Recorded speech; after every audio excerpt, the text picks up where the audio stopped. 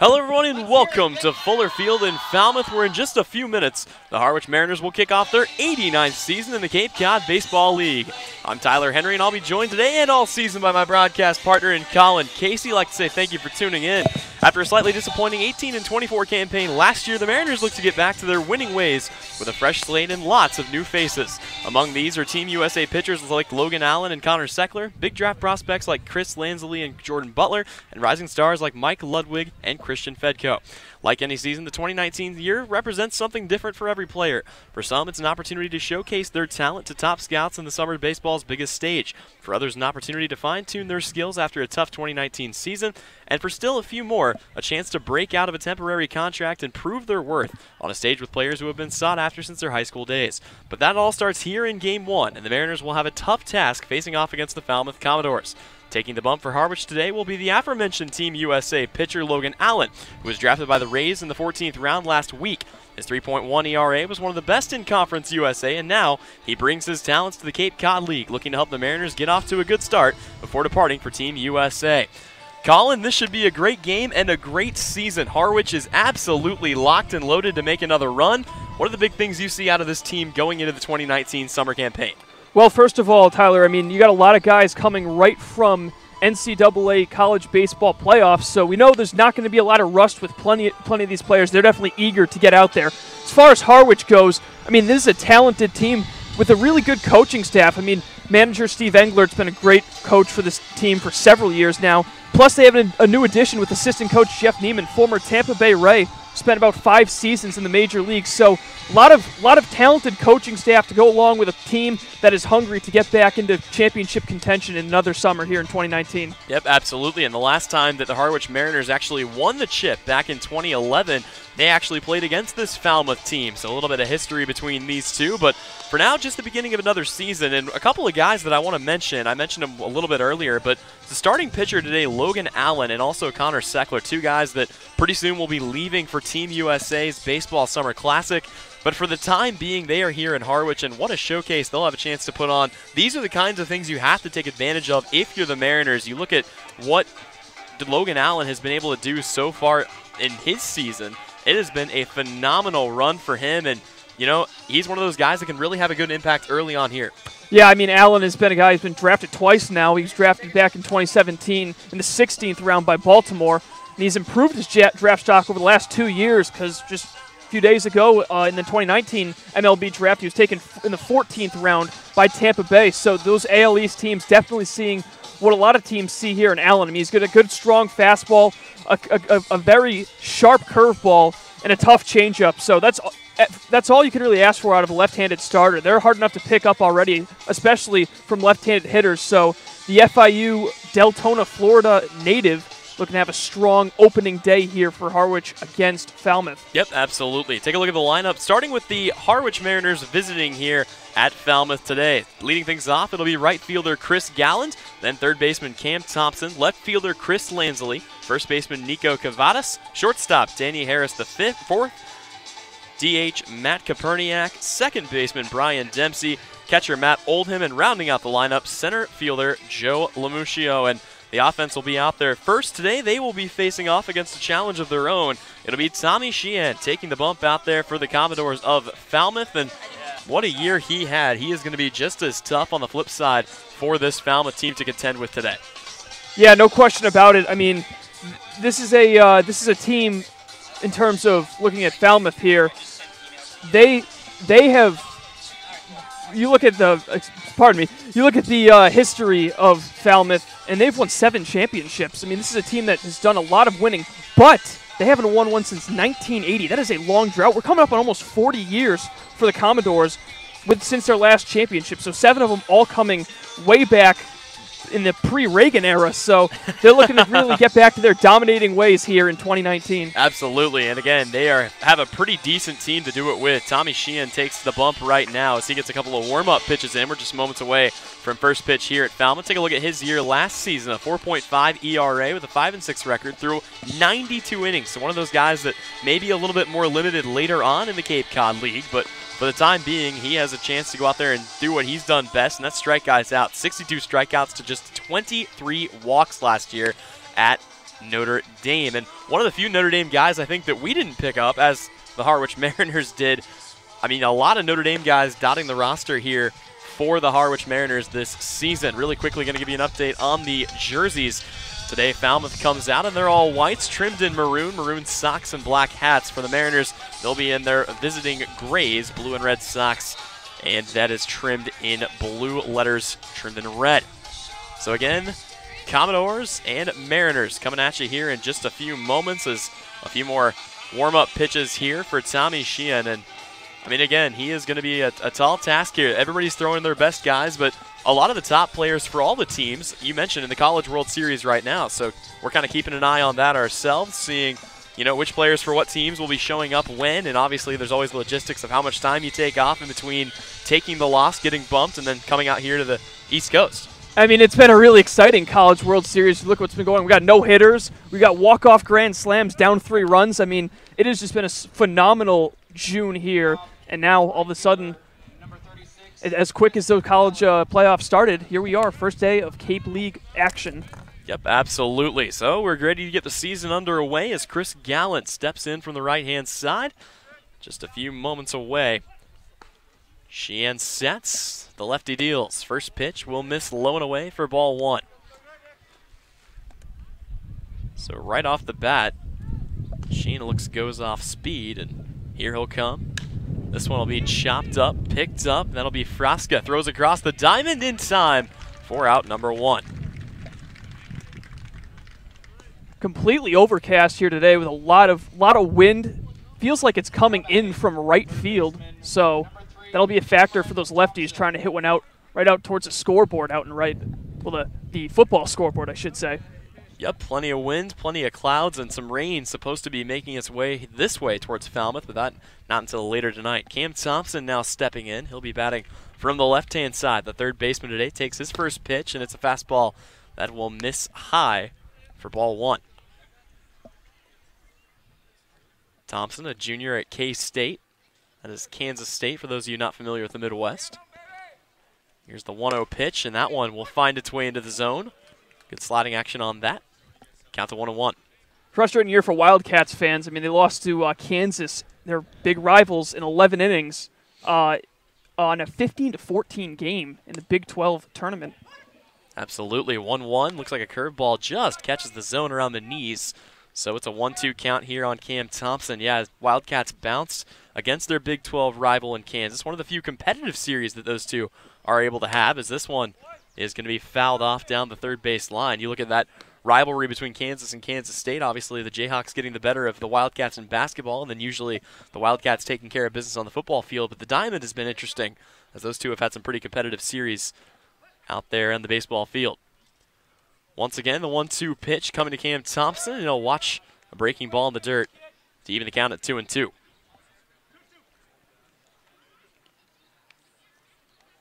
So far, we haven't seen Sheehan rely too heavily on that fastball, doing a pretty good job of mixing speeds. As Thompson stands in, the 2-2 pitch. And he will watch that one go by right down the pipe, strike 3. Some sharp velocity right now from Sheehan early on. Good pitch. Looked like it might have got the outside corner, and 2 up, 2 down for the Commodores. Yep, and it's like I said, I mean, when you're mixing pitches like that, you throw a couple off speed and then you come with the velocity. It can be hard to adjust to. So one of the bright spots in the lineup here, Chris Lansley will step to the plate, batting from the right-hand side. The left fielder will see his first pitch, and it's a fastball that misses high and away. Lansley was also one of the guys that had a pretty good weekend last week, as he was drafted by the San Francisco Giants in the 39th round. 5th best prospect from Massachusetts. Yep, so a local product as he fouls one sharply into the dugout, and got to be careful over there. Here at Falmouth, only part of that dugout is covered up, so got to have the head on a swivel at all times. Yep, Lansley, the sophomore out of Wake Forest. You mentioned from Stoneham, Massachusetts. One of the top prospects out of the state. Here's the 1-1 pitch. Fastball just catches the inside corner for strike 2.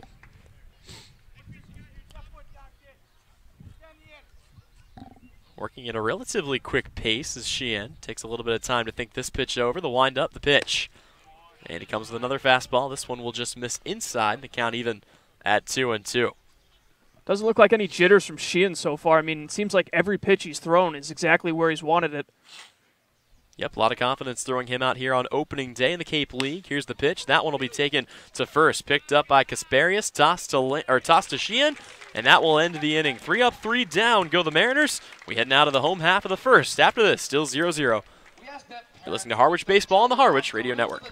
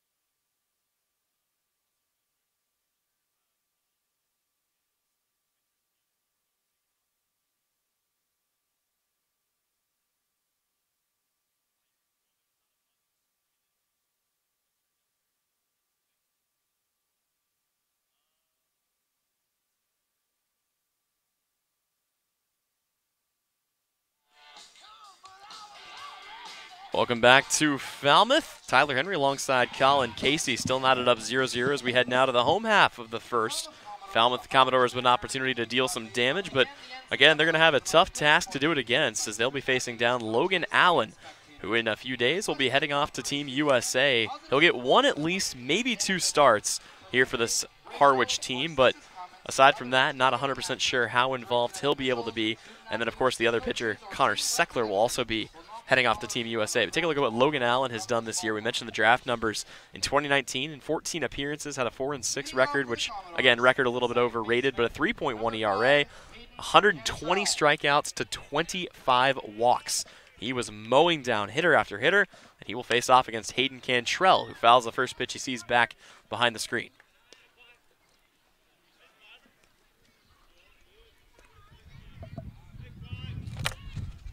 So Cantrell standing in from the right-handed side here, trying to get something started for Falmouth. He'll watch a fastball up and away to even the count at 1-1. Cantrell from University of Louisiana Lafayette. Here's the 1-1. That one also foul away. So using the velocity here early is Logan Allen. A couple of quick fastballs, and that sets up his secondary pitches, specifically the changeup. He can really take some good mileage off on that, and it can be tough to adjust to him no matter what level you're playing at.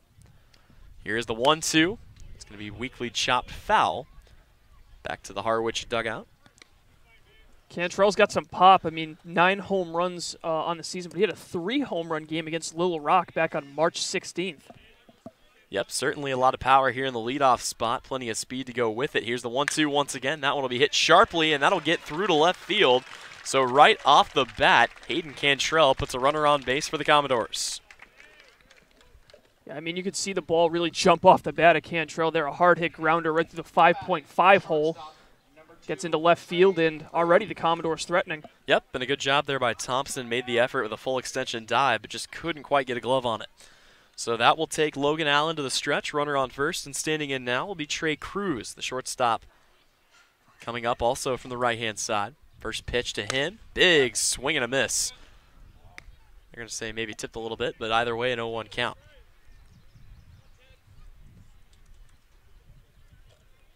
Cruz hit .305 last year at Rice College. Was draft eligible this year. Cruz, the grandson of Jose Cruz Sr., 19 years in the majors, longtime Houston Astro. Yep, a lot of fun history with a lot of these guys here in the Cape League. See some pretty big names and some pretty big names of other big names. As Allen checks over to first base, missed his last pitch, so the count is even at 1-1.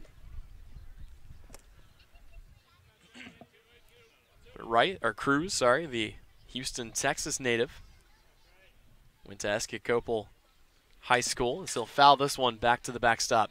And the count now 1-2.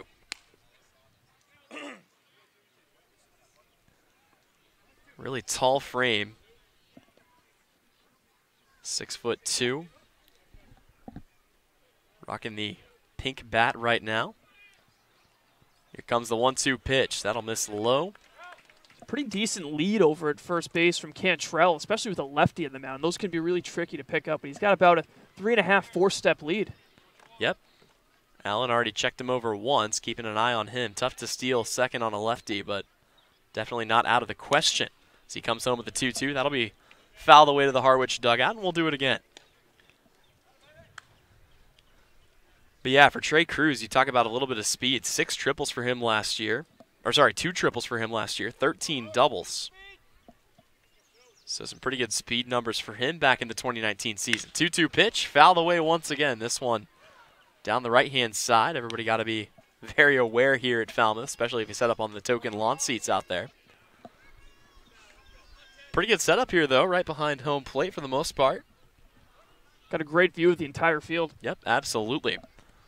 So a lot of great fields here in the Cape League. Runner takes off. That's going to be out bouncing the dirt. So moving up safely is Hayden Cantrell. And, you wonder if a throw might have gotten him, but a pitch in the dirt like that, you got to focus on blocking it. That's priority number 1. A good job by Oldham getting his body in front of it.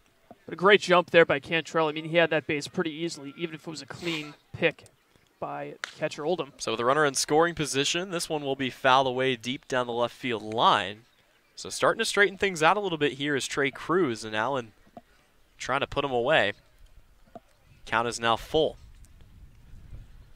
First base open, runner on second, nobody out here in the home half of the first inning. Still a 0-0 score, Falmouth and Harwich. Logan Allen's pitch, check swing, will be fouled off down the right side, and we'll do it again. Turning into a lengthy at-bat here.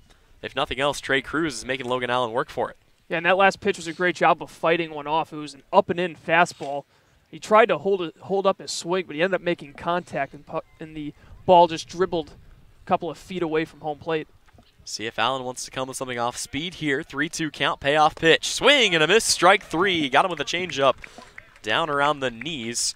1 away here in the first. And you called it, Tyler. You were saying if he might want to come up with something off speed there, and that's exactly what he did. A nice changeup. A lot of sinking action on that pitch, and just a perfect location. A huge out number 1 with a runner in scoring position.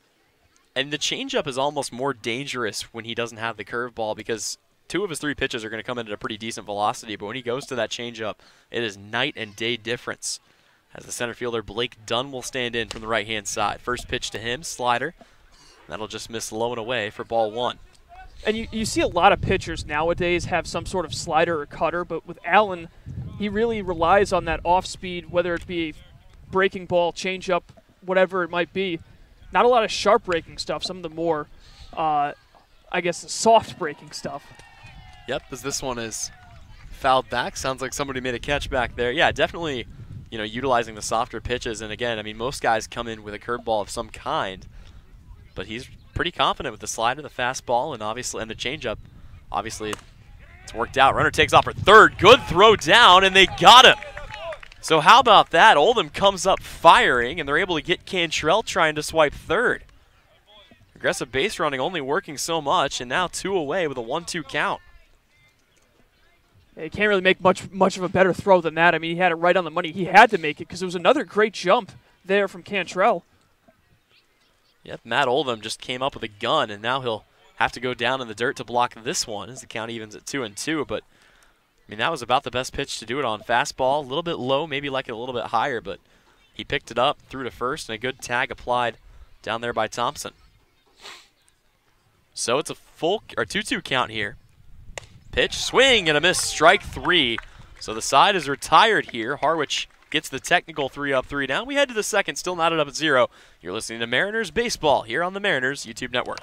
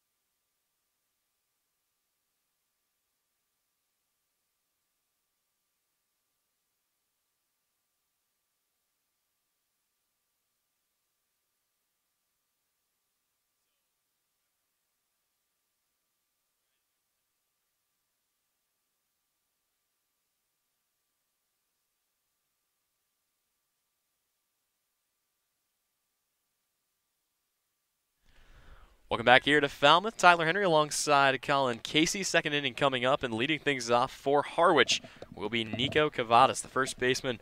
Plenty of stats to boot. Take a look at his body of work.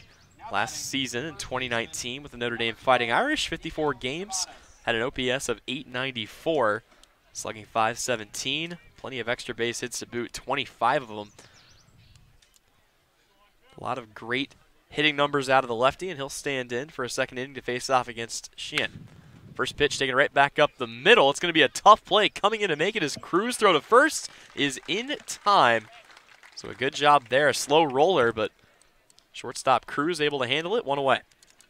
Yeah, Cavadas not blessed with the greatest speed there, so a ball, weak ground ball up the middle, but to Cruz's credit, Trey Cruz has got a lot of he's a very quick-footed guy there charging across the pitcher's mound, making that play. So that'll bring up Daniel Harris the fourth, or Danny as his friends call him. First pitch from Sheehan, misses outside. So 1-0 count here. Second pitch working very quickly here is Sheen. That'll be roped to right, and that is going to hit just on the right side of the chalk line, so it's a fair ball. Harris is going to dig for third. Now, it looks like he's going to be up in time as everybody holds up. Yeah, so the ball rolled underneath the bleachers. Okay. And there's no fence over there by that bullpen, so the ball just rolled right underneath the bleachers, hands going immediately up from the right fielder, Maddox Hutton. So it's a ground rule double, if you will. Certainly emphasis on the ground rule there. Yeah. Interesting. Every park here has got a different rule. And that is one of the ones you got to watch out for here. So another lefty here in Matt Koperniak, DHing today, will stand in. Danny Harris standing on second. First pitch to him. And that will just miss low around the knees for ball one. Yeah, and you get the feeling with the speed of Harris, I mean, if there's a fence out there, he might have actually had a shot for third. But instead of a triple, he'll be standing at second. Still one away here for the Mariners as they try to strike first in this one. 1-0 pitch. It's going to just catch the inside edge. Looked like a little sliding action on that. Yeah, I mean, Harris was really flying the second that ball landed right inside the chalk. And he certainly would have had three had there been a fence over by those bleachers. So a little home field advantage as a curveball misses outside. Count will go now to 2-1 on Matt Koperniak. Again, Koperniak from Trinity College, DHing today. Hit .310 last year. Just one home run, but 17 stolen bases. Ton of speed for tonight's Harwich Mariners DH. A big year for the Bantams of Trinity College. 30-9 on the season. Made it to the Division III tournament. Absolutely. Another curveball going back-to-back here, and the count is now 3-1 as that one misses low. So Harris on second, one away, 3-1 count here on Matt Koperniak. Sheehan from the stretch, the pitch. Swing and a miss. Took a big cut at that one on a low fastball, and the count is now full. Yeah, that thing was really moving down and in to the left-handed hitter. That's a very tough pitch to pick up, lefty-lefty. Absolutely. So the count full. Payoff pitch coming up here for Tommy Sheehan. Trying to avoid too much damage being done. Here's the pitch. That one is swung on and taken into left. Coming in to make it is Coots, and he'll make the catch for out number 2.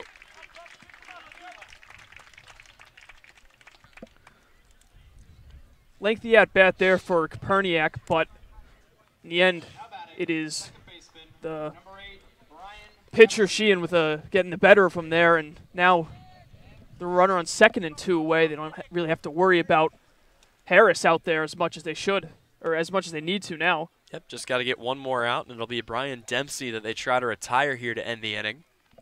Dempsey stands in from the right-hand side. Tonight's 7-hole hitter for the Mariners, and he'll watch the first pitch down in the dirt for ball 1. Harris was about halfway in between second and third. I really thought he was going to make a jump on that one, but decides not to test out Michael Turner's arm. Well, and a very soft backstop right here, so if the ball gets by, it's not going to take a favorable hop back to the catcher. It's almost a guaranteed base. We've already seen the speed of Harris, who stands over there on second, but with 2 away, that may not come into play as Brian Dempsey tries to bring in the first run of the game. Jansets deals. And a little late movement on the fastball down in the zone for strike one. Dempsey actually split time with the Harwich Mariners last season, was also out in the Cal Ripken League with the DC Grays. So had some time here last season. So he'll foul this one off down the right-hand side. Count now 1-2. His brother John, also a collegiate baseball player over at Wofford. Yep, the Terriers putting together another season in 2019. Basketball team had quite the run in the NCAA tournament. That they did, absolutely. Busted some brackets, helped mine out a little bit. Here it's Dempsey looking at a 1-2. Shan kicks, fires. And that one will miss away. So the count now 2-2. Yeah, Dempsey in the 2019 season, 37 RBIs for him, hit 295. And how about this, 28 strikeouts to just 31 walks. Don't see that very often, but a very patient hitter. Here with a 2-2 count, we'll see what he does. And it's going to be a breaking ball high in the zone. Swings right through it for strike three, and the side is put down. We head to the home half of the second. Still knotted up at 0. It's Harwich and Falmouth here on the Harwich Mariners YouTube network.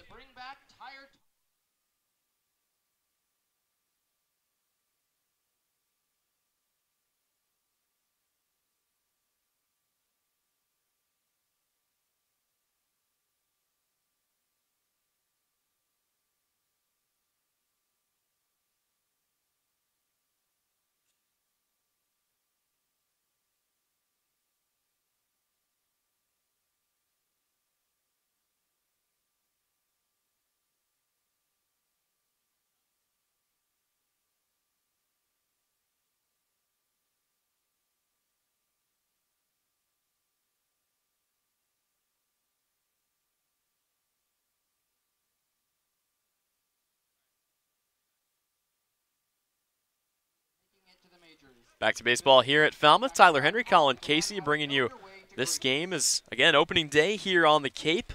It's been a great start so far. Still knotted up at 0. It'll be Falmouth coming up, and they'll bring to the plate 4, 5, 6. Michael Turner, Tyler Ross, and Jake Frasca. But, you know, after giving up the single, Logan Allen looked awfully good to finish out that first inning.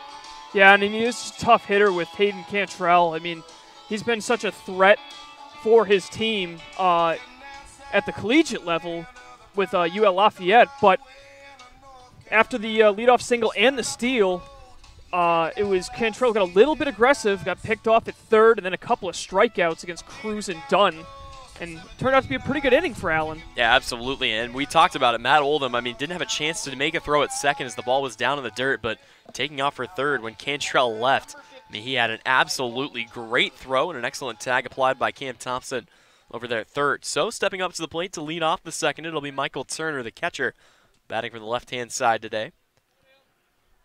Turner, a rising junior, as he'll watch the first pitch up and in. A little high chin music. Turner playing in the NECBL, the New England Collegiate Baseball League last year. The Ocean State Waves down in Rhode Island. Yep, 1-0 pitch taken the other way and fouled off, so count moves to 1-1. Gotta love some of the team names. The Cape Cod a little bit tame almost compared to some of these leagues, but definitely can get a little bit more creative in some of these developmental leagues. Yeah, Ocean State, not too far from Cape Cod, actually, down in South Kingstown, Rhode Island. As this pitch skips in the dirt, pops back to the backstop, the count to 2-1. A lot of guys making their way to the Cape from other leagues last season. That's a theme that you'll notice for a lot of these guys, some of which are returners from the Cape, but obviously this is the ideal summer destination for most of the nation's top prospects. This one hit sharply to second, picked up by Dempsey, throw to first in time, one away. Yeah, it didn't sound all that great coming off of Turner's bat. I think it might have been cracked on that play, so limited power and an easy play by the BC Eagle, Brian Dempsey, over at second. So that will bring up the DH today. Tyler Ross steps in for the right-hand side. Again, after getting the first guy on base and Hayden Cantrell, 3 up, 3 down, as the Commodores look to get something going here in the second inning. First pitch from Allen. Looked like a slider. Just misses outside for ball 1.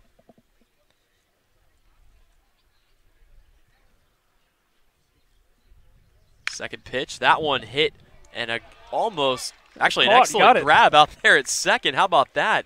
As Brian Dempsey just reached his glove out, didn't have to make a dive, but a really sharply hit ball, and Dempsey gloves it for out number 2. Yeah, really impressive, quick lateral movement there from Dempsey. He didn't have a lot of time to react to that ball, but he caught it right on the edge of the right field grass, and it's a quick 2-up, 2-down here for the Mariners. Yep, and he kind of saw, Galland out and right, ready to make a play, but then there was none to be made. The ball was in the glove. Swing and a miss at a first pitch fastball to Jake Frasca, the third baseman, as he stands in taking his first at-bats today. Another NECPL guy, Frasca, played for Danbury, the Westerners. He'll watch this pitch. That one just catches the inside, backing out, and he's found himself in an early hole here, 0-2. Frasca last season, 3 home runs, a little bit of power. Swing and a miss, strike 3 at a high fastball, and that will end the inning. So a quick one for Logan Allen. We head now to the third. After this, you're listening to Harwich Baseball on the Harwich YouTube Network.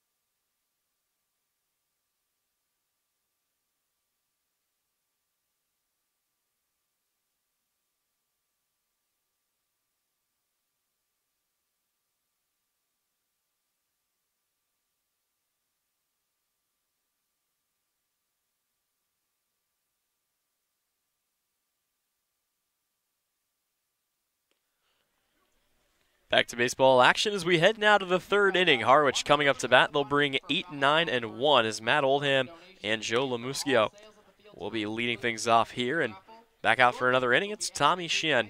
And why not? A couple of strikeouts for him. He's done pretty well with the exception of the Danny Harris double back in the second. He has yet to put anybody on base, and a little bit of a pitcher's duel on our hands here early, Colin.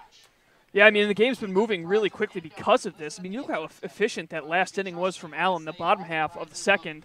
I think he threw only about 5 or 6 pitches because a lot of quick first and second pitch swings coming from the Commodores, but they were hit pretty well, but right to Dempsey the first 2 outs, and then a 3-pitch strikeout to the end of the inning for Allen. Yep, so Harwich trying to strike first still here as we head to the third. Matt Oldham standing in. And the first pitch, soft contact there. It goes to first, picked up by Kasparius. Throw to the pitcher in time.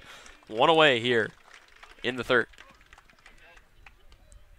Boy, they really aren't wasting any time swinging at pitches. These guys are really eager to get the season underway. I think they know that the weather is moving in. They want to try to get this one done in 9 innings. But no, definitely a quick game. You mentioned the efficient inning for Logan Allen. He threw just 7 pitches, a 3-pitch strikeout, 2 pitches and then contact, 1 pitch and then contact, and that was all she wrote. Standing in now, Joe Lamuschio. He'll watch the first pitch in around the knees, missed for ball 1.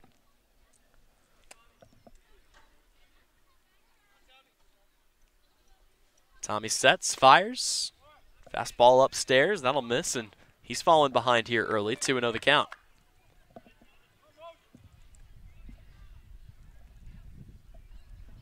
And another high fastball that'll miss up around eye level, so trying to maybe get him to chase something up there, but Lamuschio not fazed by that at all. Taking a page out of Koperniak's book, who had worked a lengthy at-bat back in the second inning. Here's a slider in there for the first strike of the at-bat, and obviously trying to work the walk there was Lamuschio, so nothing doing there. But a big green light here with a 3-1 count. He'll swing and just barely make contact with that, fouls it away.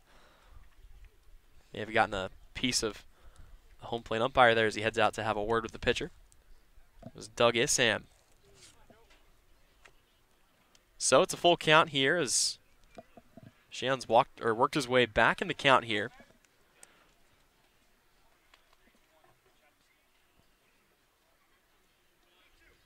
Joe Lamuschio from Brown College, just a sophomore.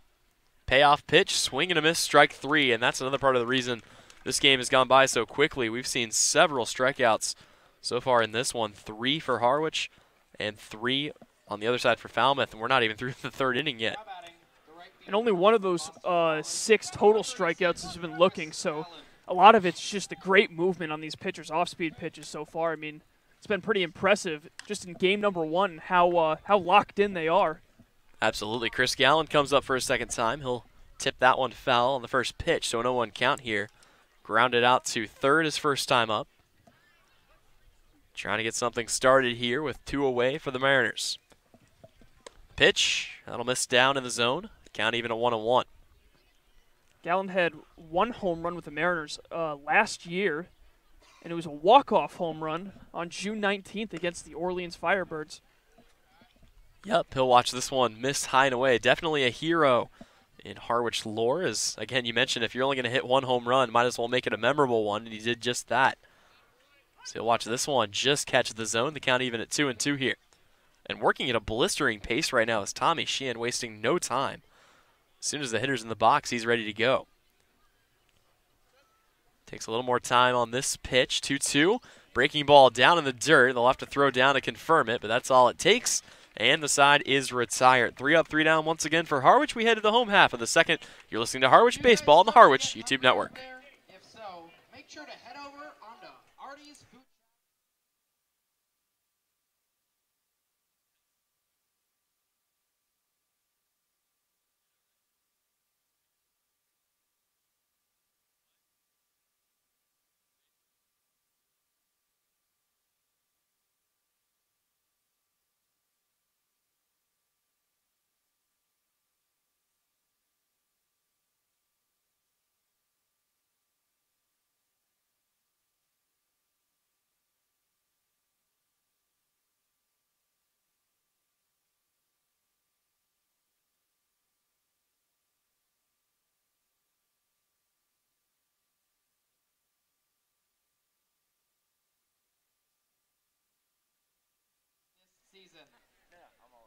After a blisteringly quick inning, Logan Allen is right back out there for the Mariners. And Colin, this game is moving along pretty quick. I think he had maybe enough time to stretch the old arm out a little bit and get half a sip of water before he got brought back out on the bump. Yeah, you know, a lot of these hitters are going up there and really thinking about trying to make a big play for their team, rip one in the gap, get their team their first run of the season. But, again, you have to give credit to the pitchers. I mean, they are taking advantage of this completely. Really, they know a lot of these guys are sitting on that fastball waiting to hit one over the fence, and they're just giving them all change-ups, curveballs, and sliders. And to their credit, through 2.5 innings, it has been nothing but successful. So 7, 8, 9 coming up here for the Commodores. It'll be Maddox Houghton, Jackson Coots, and Ben Kasparius starting off with the righty in Houghton. So Logan Allen gets the bottom third of the lineup for the first time. His first pitch is a high fastball. That will just miss the zone, ball 1. Take a look at Houghton's body of work last season. 9 multi-hit games, 5 multi-RBI games. So he fouls this one away to even the count at 1-1. Spent his summer last year with the West Virginia Miners in the Prospect League. So definitely a guy with a lot of pop in the bat. Here's the 1-1, swing and a miss. There's that changeup, and again, that is a very deadly pitch in Logan Allen's arsenal when you throw with the kind of velocity that he has. Maddox Houghton, Georgia native. Pretty sure it means that he was probably named after Greg Maddox, if I had to make a educated guess here. Safe assumption, I would say. And you know, how fitting is this, how quick this game's going? It's like both pitchers are working like Greg Maddox tonight. Might as well be, as that pitch missed low in the dirt. Allen ready with another one, 2-2. And they're going to say strike 3, just caught the inside edge. So that is strikeout number 4 for Logan Allen tonight. That will bring up Jackson Coots, the left fielder, hitting from the left-hand side. URI product. Coots trying to get something started here. First pitch, slider in there for strike 1. He had a strong summer last year with the North Adams Steeplecats of the New England League. 376 batting average. Yeah, Pizzallen, his pitch is fouled back. But yeah, an excellent summer, as you mentioned. And one of those guys that's just kind of gotten better and better every season. Took a little bit of a step back in 2019, but That summer of 2018, definitely a peak as he swings and misses.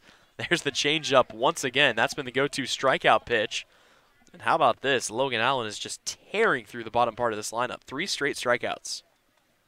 Yeah, and he's faced the minimum. I mean, he had the leadoff single to Contrell back in the first inning. It's nothing but 0 since then. So Ben Kasparius will step to the dish, the 9-hole hitter trying to get things started, and he'll watch a first pitch fastball in there for strike 1. You mentioned facing the minimum so far as Logan Allen, and obviously you want to try a bunch of guys out, but at the same time, you know Allen's not going to be around for too long as his next pitch is a slider that misses low. So you kind of got to get as much out of him as you can here in these first 1, again, maybe 2 starts. So he'll be joining Team USA baseball team. Swing and a miss. There's the changeup, and it's a 1-2 count on Ben Kasparius. Kasparius normally a pitcher, playing a position today at first base. This one will miss outside. Looks like he tried to get him to chase the changeups. The count even at 2-2. So Kasparius with an opportunity to avoid the 9-up, 9-down situation. He'll foul that one back off the chest protector of home plate. Doug Issam is taking a beating back there. Kasparius actually is the #1 prospect in the state of Connecticut. Definitely a lot of eyes on this young man. But yeah, he's also a utility infielder because he's the 22 ranked shortstop from the state. So he digs in. Here's the 2-2 pitch from Allen, a fastball that'll miss low. An interesting note on him when you look at his stats, most of them are pitching stats. He's been brought here, predominantly as a right-handed pitcher, but, he can swing the bat as well. 316 batting average, 18 hits last season, and he'll foul this one back. So how about that? I mean, especially on a team like a Cape Cod League team where you got a guy that versatile where he can come out and play at first base for you one night and then he comes out and pitches the next. Count still full at 3-2 here. Logan Allen working out of the windup. He's faced 8. He's retired 8. Kasparius digs in. Payoff pitch. Check swing. They'll go down to first, and he got him. So 4 consecutive strikeouts for Logan Allen. He is absolutely cruising. We go to the 4th when we come back. Still knotted up at 0. Harwich Mariners and Falmouth Commodores here on the Harwich Mariners YouTube network.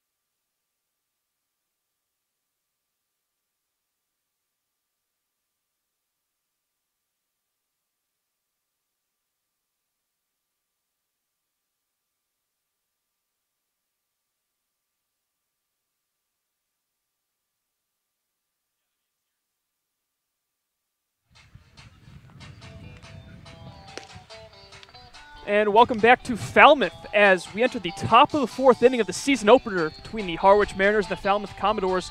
Scoreless through 3, and it has been about less than 40 minutes since first pitch, Tyler. Can't say enough about the pace of this game. Yeah, I mean, I'm not sure if there's a record on the fastest game in Cape Cod League history, but I think we might be on pace to set it if things continue the way that they've gone. So Harwich will send up Cam Thompson now. Back to the play-by-play. 2-3-4 due up in the top of the 4th, and the first pitch misses inside, coming from Sheehan, who has looked almost equally as sharp as Logan Allen so far. Thompson struck out looking his first at-bat, and he fouls off first pitch over towards the Mariners' dugout. Count is 1-1. Yeah, Sheehan's already got 4 strikeouts to his credit so far in this game, 6 strikeouts. 1 time through the order on the flip side for Logan Allen. So it's been a pitching clinic. We've definitely seen a duel between these two this evening. The 1-1. That misses low and away. 2-1. The lights start to come on here at Falmouth, and Not something every Cape team has the luxury of, but certainly one that the Commodores have in their stadium, so we can play these games as late as we want. The 2-1, and that is fouled straight back, even at 2-2. And that is, of course, if weather permits, given tonight. Well, I was going to say, we can play as long as we want, but I don't think we need to. Yeah. I mean, at this rate, may have not even needed the lights at all. Sheehan from the windup, the 2-2. Chopper to third, play made by Frasca. Throw on to Kasparius is in time, and 1 up, 1 down for Falmouth. Well, you mentioned obviously the pitching has been phenomenal, but a part of it, again, has been just the aggressive hitting on both sides. I mean, these guys are trying to jump on early pitches. They're trying to see if they can get some early fastballs, and, you know, it hasn't really worked out for a lot of guys so far. The 1 double for Harwich represents their only hit, and only 1 hit off the leadoff guy for Falmouth. So Chris Lanzilli watches a first pitch fastball outside for ball 1.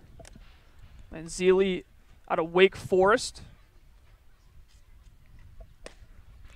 And that is in there 1-1.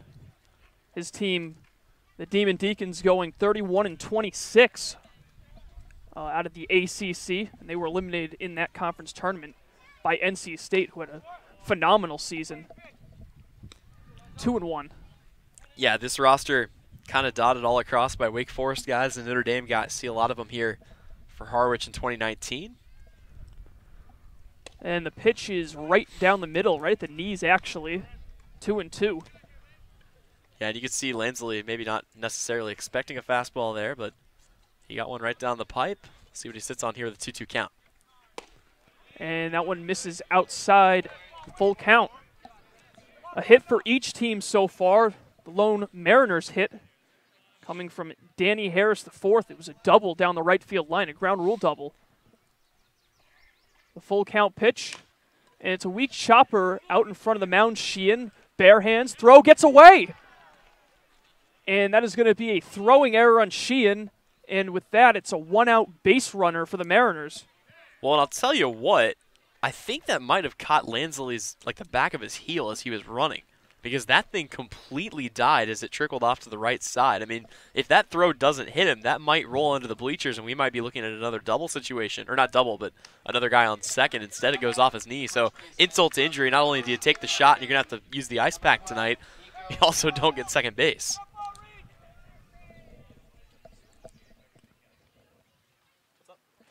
And the first pitch now to Nico Cavadas. It's in the dirt. Having to go from the stretch, she had not used to it very, at least since the second inning. And so they're going to actually rule that a base hit. Yeah, and I think they saw Lansley hustling down the line, and, you know, he was close. It was going to be a close play at first, but they're going to give him the benefit of the doubt, and the first hit for him today. Close pitch there, but it misses just low, so now a favorable 2-0 count for Cavadas. From the stretch, Sheehan checks the runner. Long look at Lanzilli, and he takes off. And the swing, and it is fouled straight back out of play. Hit and run on there. It was a pretty good jump there from Lanzilli. Well, we talked about Lanzilli. He's got some decent speed. Not something we see him do a ton. 3 stolen bases for him last season. Just 6 in his career if you include last summer.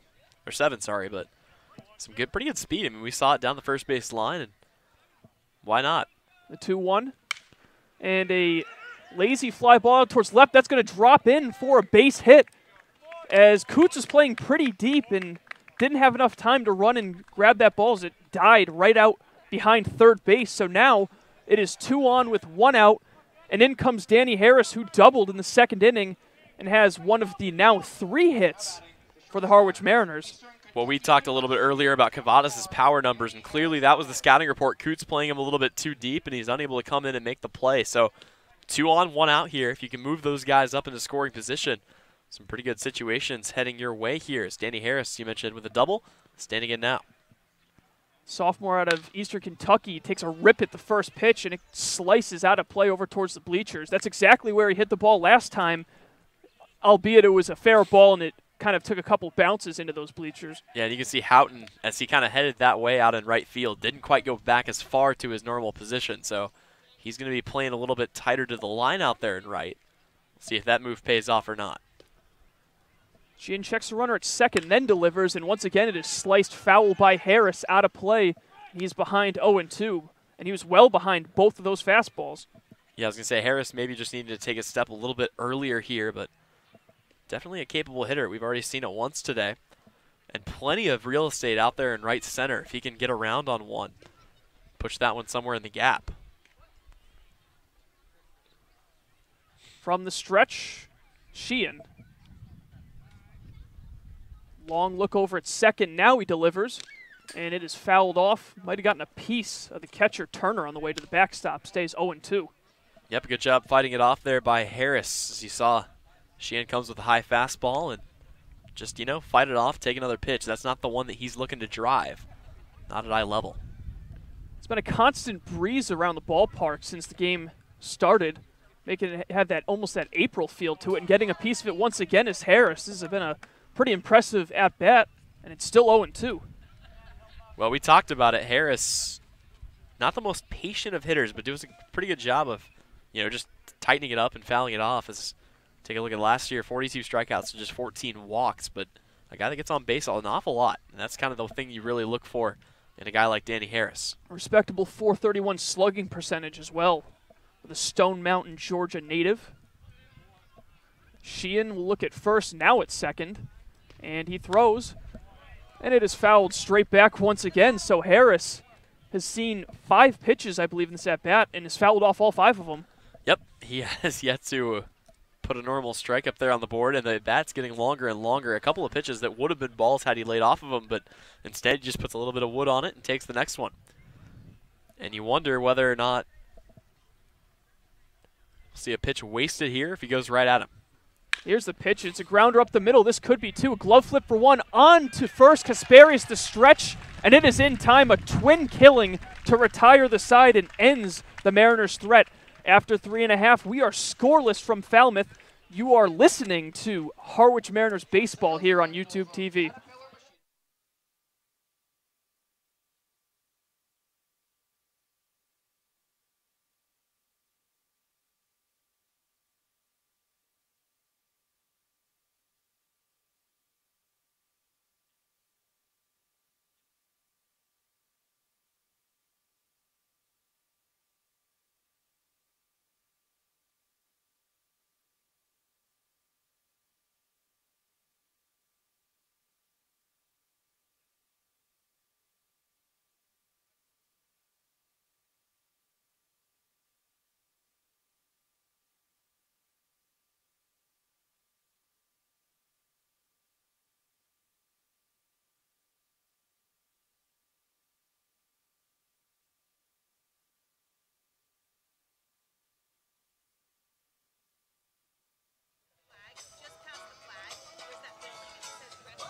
Back here at Guy Fuller Field, and Logan Allen will head out for his 4th inning of work, making his debut in the opener for the Harwich Mariners 2019 Cape Cod League season.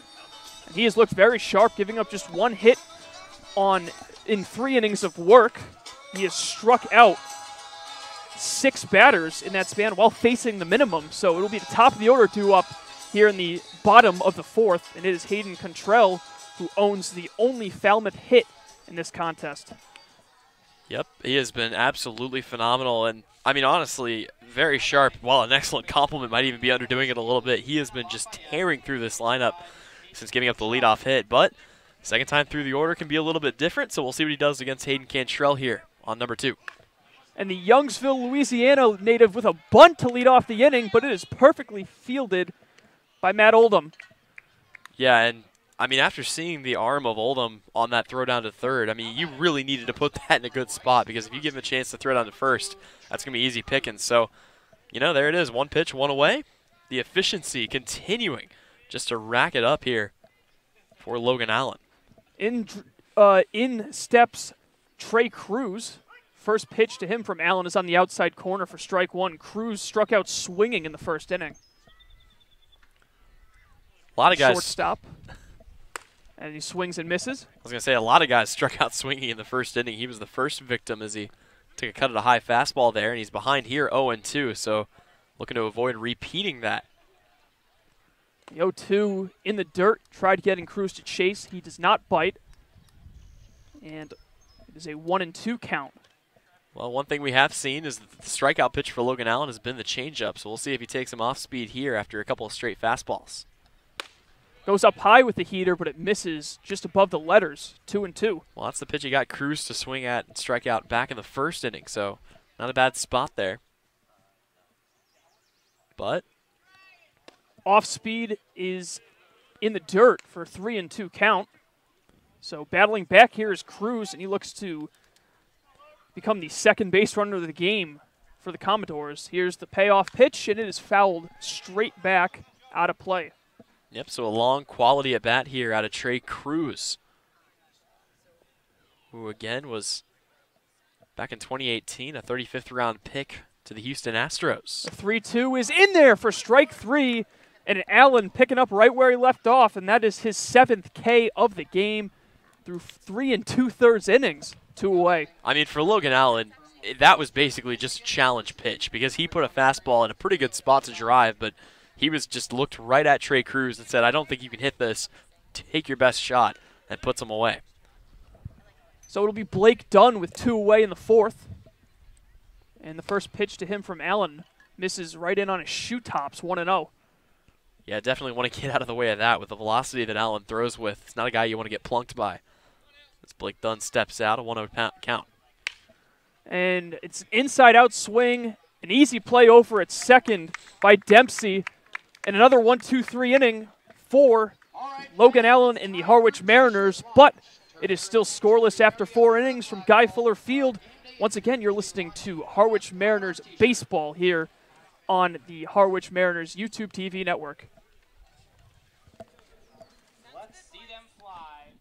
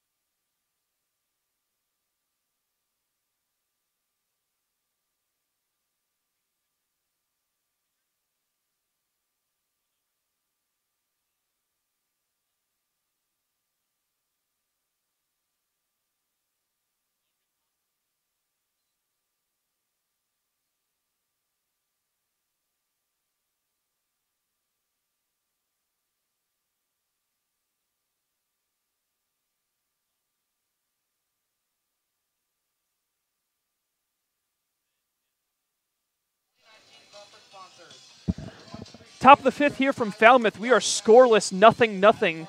Mariners and Commodores all even. And we got a new pitcher here for the Commodores after 4 shutout innings from Tommy Sheehan. 3 hits, 3 strikeouts. They are going to be going to the pen. Yep, they will turn it over to Logan Hoffman out of Northwestern State, and he has put together a pretty good resume of his own back in 2019. 89 innings pitched, just a 3.1 ERA, 128 strikeouts to 21 walks. It looks like the pitcher's duel might continue, but before it does, we'd like to take this moment to remind you that today's game is brought to you by Cape Cod Healthcare. Cape Cod Healthcare is a leading provider of healthcare services for residents and visitors of Cape Cod with 2 acute care hospitals and more than 450 physicians. For more information, please visit capecodhealth.org. Cape Cod Healthcare, expert physicians, quality hospitals, superior care. Now Hoffman made a really big jump from 2018, lowered his ERA almost 2 full runs. 8-3 record. That was actually his in 2018. 8-4 in 2019. And so the leadoff man digs in for the Mariners, and the first pitch is in there for strike 1. That is to Matt Koperniak. Yep, and obviously this is the time of the season where you just kind of want to figure out what all you've got. So obviously, a great start to the game for Sheehan, but checking out the new guys, this one will miss. It looks like. Well, no, he stays in there for strike 1. 1-1 the count, and that pitch is going to be outside, so it's now 2-1. was going to say, kind of waiting on the scoreboard Yeah, over there to catch up. But, yeah, definitely the kind of year, again, I mean, you got a lot of temp guys, you got a lot of permanent guys, but this is the time of the season where you want to figure out what you got, check out all the arms, and kind of set the rest of your year off based off what you see. From the windup, Hoffman's pitch just below the knees. That one didn't miss by much. And it's a hitter's count, 3-1 now for Koperniak. Yep, big green light for Koperniak. He's seen a couple of fastballs so far. If he gets one in the zone, be a pretty good pitch to drive. And the 3-1 misses low for ball 4. So Koperniak, who after flying out in the second inning, works the walk here to lead off the 5th. Yep, first walk we've seen issued by either pitcher, and a base runner aboard with nobody out. That's the first time Harwich has had the advantage of that situation. So Brian Dempsey will step to the plate now for his second at bat. Struck out swinging his first time up back in the second. Hoffman off to a rocky start here. So Hoffman will have to deal from the stretch now. Koperniak on first. From the belt, he deals, and the hit and run is on. A grounder up the middle goes off Hoffman. It's going to be a tough play at first, and they do get him just in time. So able to salvage one out there was Hoffman as the ball glanced off his leg, barehanded it to his right, and then threw out Dempsey. So it works as almost a sacrifice, and now the go-ahead run, the potential first run of the game, is on second with one away. Yeah, with a hard liner back at the middle like that, you always get concerned about that hit and run because the runner takes off. If by some miracle the pitcher is able to make some kind of a matrix dodge and grab that ball, you're going to get doubled up at first. But it works to the Mariners' advantage, and now Matt Oldham steps in with a runner in scoring position and one away. Oldham from Elon University, left-hander. And it'll be Hoffman once again from the stretch. Big sigh, and he deals. First pitch is in there on the inside corner for strike one. Oldham started 47 of 53 games with the Phoenix, and he's just been a phenomenal defensive catcher. Only made 3 errors all season long, caught 9 runners stealing, only let half a dozen balls get past him. From the stretch, the 0-1. Check swing, it looked like a full swing in the eyes of the umpire, and it is for strike one. Yeah, and some pretty big at-bats coming up here for Matt Oldham, knowing that, you know, Harwich signed a couple of catchers early in the season, one of which was Pat Winkle, who was drafted back in 2018. He'll be coming from UConn, and then Mike Rothenberg will be showing up a few days after him from Duke as the Blue Devils got bounced from the tournament. Oldham behind 0-2 in the count. Hoffman delivers, and another check swing, and it's strike 3, and Oldham is retired. So, big strikeout there from Hoffman, and now with 2 away, it'll be up to Joe Lamuscio drive in that all-important first run for the Mariners. Yep, once again, I mean, they're able to get a guy in scoring position relatively early in the inning, in this case with nobody out, or with 1 away technically, and then they get 2 outs. So Lamuscio with a very big at-bat coming up here. Again, trying to just drive in the first run of this game for either side. First pitch is ripped into left center field. Going to be a tough play, and it gets down. From second comes Koperniak. Throw is way wide, and the Mariners pick up their first run of the season, and it's an RBI single, and advancing to second on the play is Joe Lamuscio, the 9-hitter. Yep, how about that? Down there in the 9-hole, Lamuscio just rips that one into the gap. An excellent job. It drops right in front of the center fielder. Dunn has no play at home. And the first run of the season here in this one, at least, belongs to the Harwich Mariners. So now the third time through the lineup commences for the Mariners, and it is Chris Galland. Galland over 2 today with a strikeout and a ground out to third. And the pitch from Hoffman is a curveball that almost came back over the plate, had Galland spun around, but it misses inside, ball 1. Yeah, I may have overestimated the amount of spin he thought he could get on that one, trying to drop that back into the zone, but just yanked it a little bit. And he'll set up Galland in a pretty good spot here in the count. Galland did a post-grad year at Chessery Academy in Connecticut before heading to BC. He's ahead in the count 2-0 as that pitch misses. Sudbury, Mass native, went to Lincoln Sudbury Regional High School. Righty against righty, the matchup. And Hoffman Comes to a set. Another step by Lamusio at second. He stays put, and the pitch is at the knees for a called strike, 2-1. Yep, so again, doing a pretty good job of trying to fight his way back here is Hoffman. Just trying to get out of this with minimal damage done. And an interesting move to replace Shion. Obviously, he gave up a couple of hits back in the fourth, but aside from that, it looked pretty good. They pull him, walks the first guy, and he comes around to score. And a breaking ball fouled off by Galland. So it'll be a 2-ball, 2-strike, 2-out count with a runner on second. Well, and there's that dangerous movement that we've seen out of Hoffman's curveball. You saw him try to throw it early on in the count, and now he finally gets it going. That thing has a lot of movement to it. And if you are not anticipating that, you're going to swing over it every single time. So got to be very careful for Chris Galland. Seems like that's the strikeout pitch he wants to throw. See if he does that or tries to get him with a high heater here. Galland grounded out to third in the first inning, struck out in the third. And he swings and misses here, so he's down on strikes for the second time, and the side is retired. But the Mariners strike first. They pick up a run courtesy of Joe Lamusio's RBI single. It is 1-0 Mariners through 4.5. You're listening to Mariners Baseball here on YouTube TV.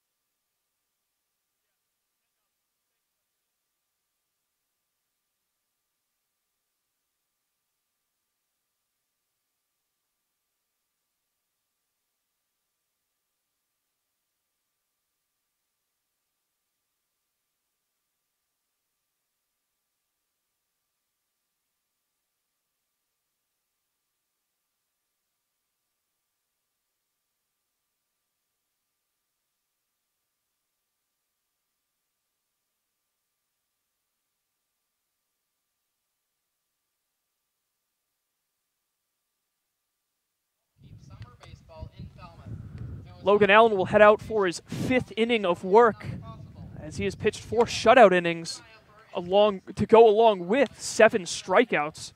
So an impressive start for the for Allen so far. Yeah, I mean, you look at what he's done so far in this game, and I mean, ultimately, he's 1 base hit away from having a perfect game through 4 innings. Right. Granted, that can get broken up pretty easily, but you know, they still face the minimum. They were able to pick off Cantrell at third back in the first, so he'll get 4, 5, 6 for the second time coming up here. I mean, pretty astronomical strikeouts to walks numbers for Allen this year. 120 strikeouts, 25 walks. Very impressive. With a 4-6 record, 3.11 earned run average, .114 whip. And so the first batter he faces rips one on the ground to second. And it's 1 pitch, 1 out once again as Dempsey making the play. That was off the bat of Michael Turner. 1 down. Well, again, just the ruthless efficiency out of this defense so far today. Another easy out. And the best part about it is it's not taxing his arm at all. I mean, Logan Allen's going to be able to go pretty deep into this game if these innings continue to go as short as they have. Tyler Ross. First pitch is at the knees for strike 1. Yep, awfully close with that one. Just couldn't quite get it in the zone. That one fouled off, and it is a 1-1 count now. I'd say for the most part we're out of foul ball territory. Yeah.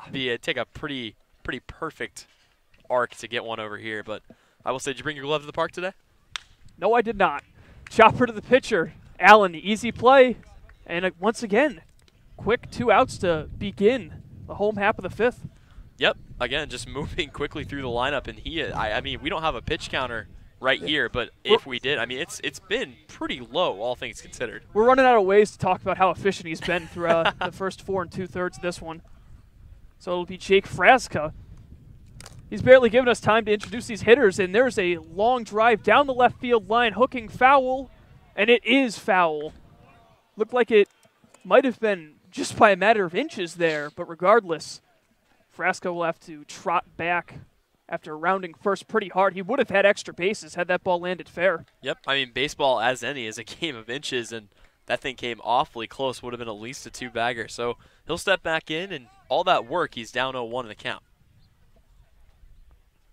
Takes a second to gather his thoughts, and he digs back in from the windup. The 0-1 is a slider. It looked like he was going for the back door there, but it misses low for a ball 1-1.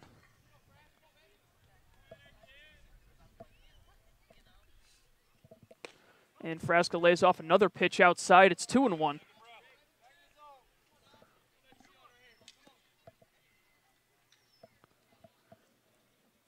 Frasca struck out swinging in the second. And now he hits a ground ball to second. Dempsey's been busy today. Picks it up cleanly, the throw to first, and it is 5 shutout innings now for Allen. And after 5 full, Harwich leads 1-0. You're listening to Harwich Mariners baseball.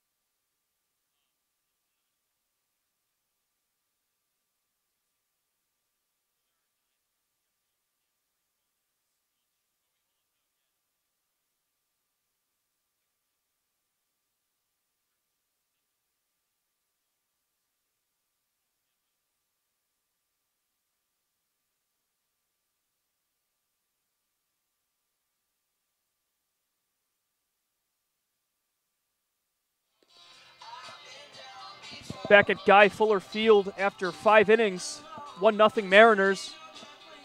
Mariners scored a run on 4 hits, no errors. And as far as the Commodores go, no runs on 1 base hit, that coming off the bat of Hayden Cantrell, lead off the bottom of the first inning. So back out for a second inning of work is Logan Hoffman. And he will be greeted by Cam Thompson, who led off the 4th inning as he struck out looking in the first, and then in the 4th he grounded out to third after a lengthy at-bat. And the first pitch from Hoffman just misses, 1-0. Yep, so Hoffman back out for another inning of work. You mentioned a pretty good outing, all things considered, back in the 5th, but did give up the run off the walk. Can't put them on for free, or they're going to find their way home. Swing and a miss, 1-1. As Cam Thompson, with a .270 average in 56 games for the Kansas State Wildcats this spring. From the windup, the pitch, and that's in there for strike 2. Yep, and 1-2. Sorry, a lot of confidence in him, putting him out there in the 2-hole, and an opportunity for him to show what he can do. Most of the damage has been done in the middle parts of the order, with the exception of the RBI single from Lamuccio back in the 5th. Hoffman, the windup, the pitch. Nice breaking ball in the dirt for strike 3. The tag applied by Turner, and there's one away. Yep, continuing to work quickly, and the strikeout count continues to rack up for both sides, but this has been an absolute pitching clinic with the exception of the 1 run. So Chris Lanzilli digs in, the left fielder. Grounded out to first in the grounded to first in the first, then singled in the 4th, and he takes a called strike 1. Yeah, there's the big sweeping hook that we've seen out of Hoffman. That thing, again, just a lot of movement to it. But if you can catch up to it, that's a pretty good pitch to drive. That pitch just misses. And they're going to 1-1. We're going to call that in there, actually, just for strike 2. Oh. So it catches the top half of the zone just by a little bit. Wasn't much of a signal there, and that pitch is fouled straight back. So the count stays at 0-2 as Lanzilli trying to fight more off. Again, had the base hit / throwing error back in the 4th, ruled a hit. So his season's off to a pretty good start. Trying to add on to it here. And a check swing in the dirt. Did he go? He did not. So good job of holding up for Lanzilli, who in 55 games had a .350 batting average, a very impressive season with Wake Forest. 35 extra base hits, including 16 homers, and he drove in 67 runs. The 1-2. fouled off once again. Yep, another good defensive at bat here out of Lanzilli, and that's exactly what you want, a guy that can rack up the opposing pitcher's pitch count and also, you know, get some different looks.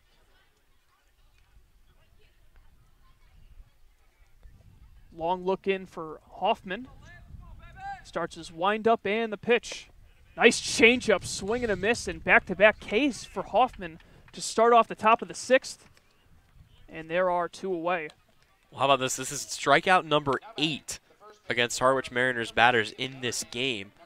And on the other side of that, you have 7 strikeouts for Falmouth guys. So that's been a majority of the outs in this game. The defense getting a little bit of work, but not as much as they would typically. So Hoffman settling down after a shaky first inning of work, and Cavadas hits a high pop-up left side, and it gets out of play just past the Mariners' dugout for strike 1. Yeah, some really interesting dimensions here when you look at the amount of room that you have to run down a fly ball. You got a lot of space off to the left and right, and obviously the bleachers out in right field. We've already seen that come into play once, as Danny Harris hit what would have been a triple, but it rolled under the bleachers, can't go get it. That's a ground rule double. Not exactly symmetrical either on both sides. No. But it makes for some interesting baseball, that's for sure. 0-1, another backdoor breaking ball, and Hoffman really dialed in. 0-2 now. Yeah, he's kind of got his pitches picked out. He knows what he likes, and he's been working that curveball pretty heavily here. We'll see if he goes back to it with an 0-2 count. Here it is, and it is fouled straight back. So he's been generating some pretty weak contact on the Mariners. I mean, of course, the base hit from Lamuscio was the lone outlier so far.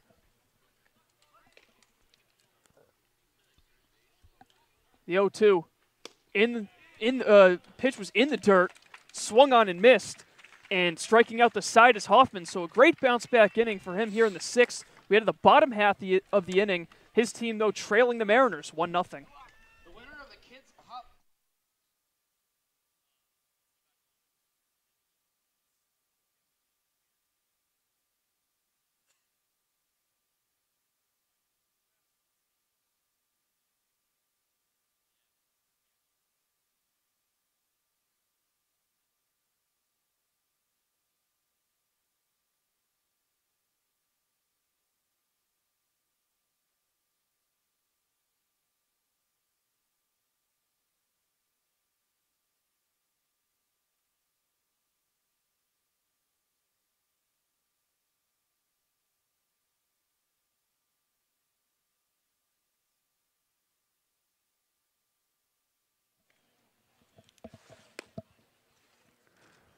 We enter the bottom half of the 6th.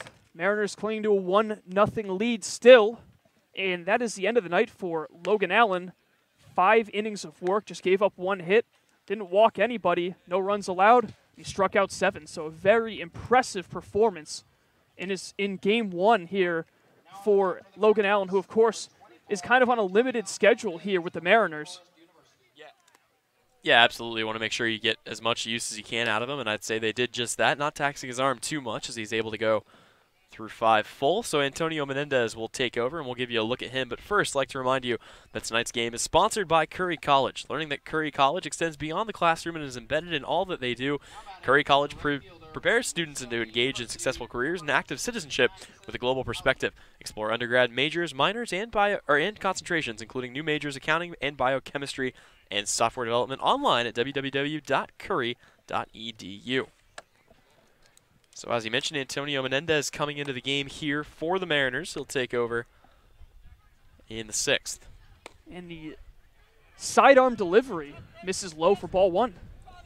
And that's got to be one of the strangest things about Antonio Menendez. When you take a look at him, he's got a pretty good size to him. This showed bunt, and it's going to be in the zone anyway, so it's a 1-1 count.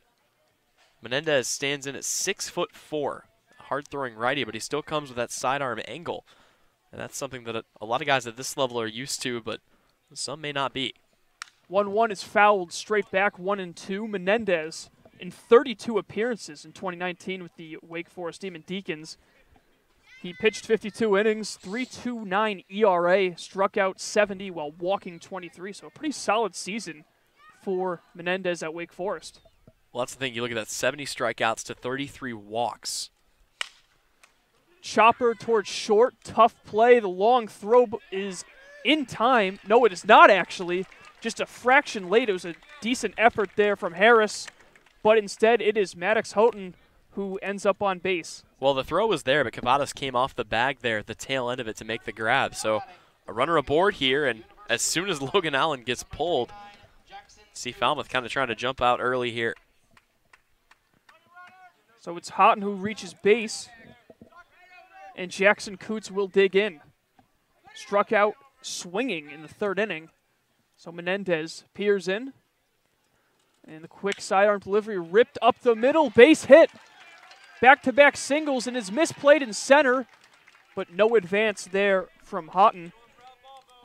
Yeah, tough ball there. Lamuccio just can't quite get it, but it doesn't end up affecting too much.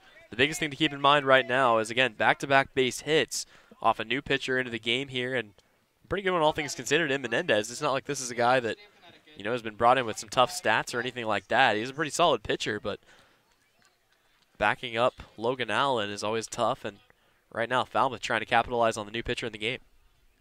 Ben Kasparius, the right-handed batter, at the plate, struck out swinging in the third, and he swings and misses at the first pitch he sees, 0-1. Yeah, and you see him very aggressive there. First pitch, trying to see if he can sit on a fastball, and Menendez being a little bit more careful with his pitch selection here. Kasparius wearing number 25. And takes in, looks like a slider that misses outside, 1-1.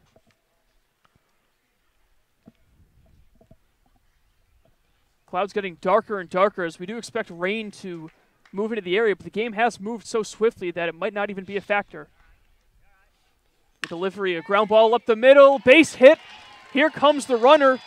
Houghton, the throw comes to second, and the run scores, so it is 1-1. And it is 3 straight singles to kick off the 6th inning, and Falmouth has tied things here in the bottom of the 6th. Yeah, just, you know, death by 1,000 paper cuts. That's been what it's been so far, and, you know, 3 consecutive singles. Now the top of the order will get another opportunity to face off here against Menendez for the first time, but the lead lost. Now you got to salvage the inning, which won't be easy to do with nobody out and 2 on. I noticed on that last pitch, the one that actually got hit, Menendez changed his arm angle a little bit, came from a little bit of a lower angle than what he has traditionally. So another thing that a sidearm pitcher can do. But it didn't work out for him there as Kasparius took him up the middle for a base knock and an RBI. Infield a double play depth is the top of the order now, and Cantrell will lay down a bunt. Pretty good one. Well played. The throw to first is in time, but a good sacrifice bunt there from Cantrell. And now the go-ahead run and an insurance run both move up 90 feet.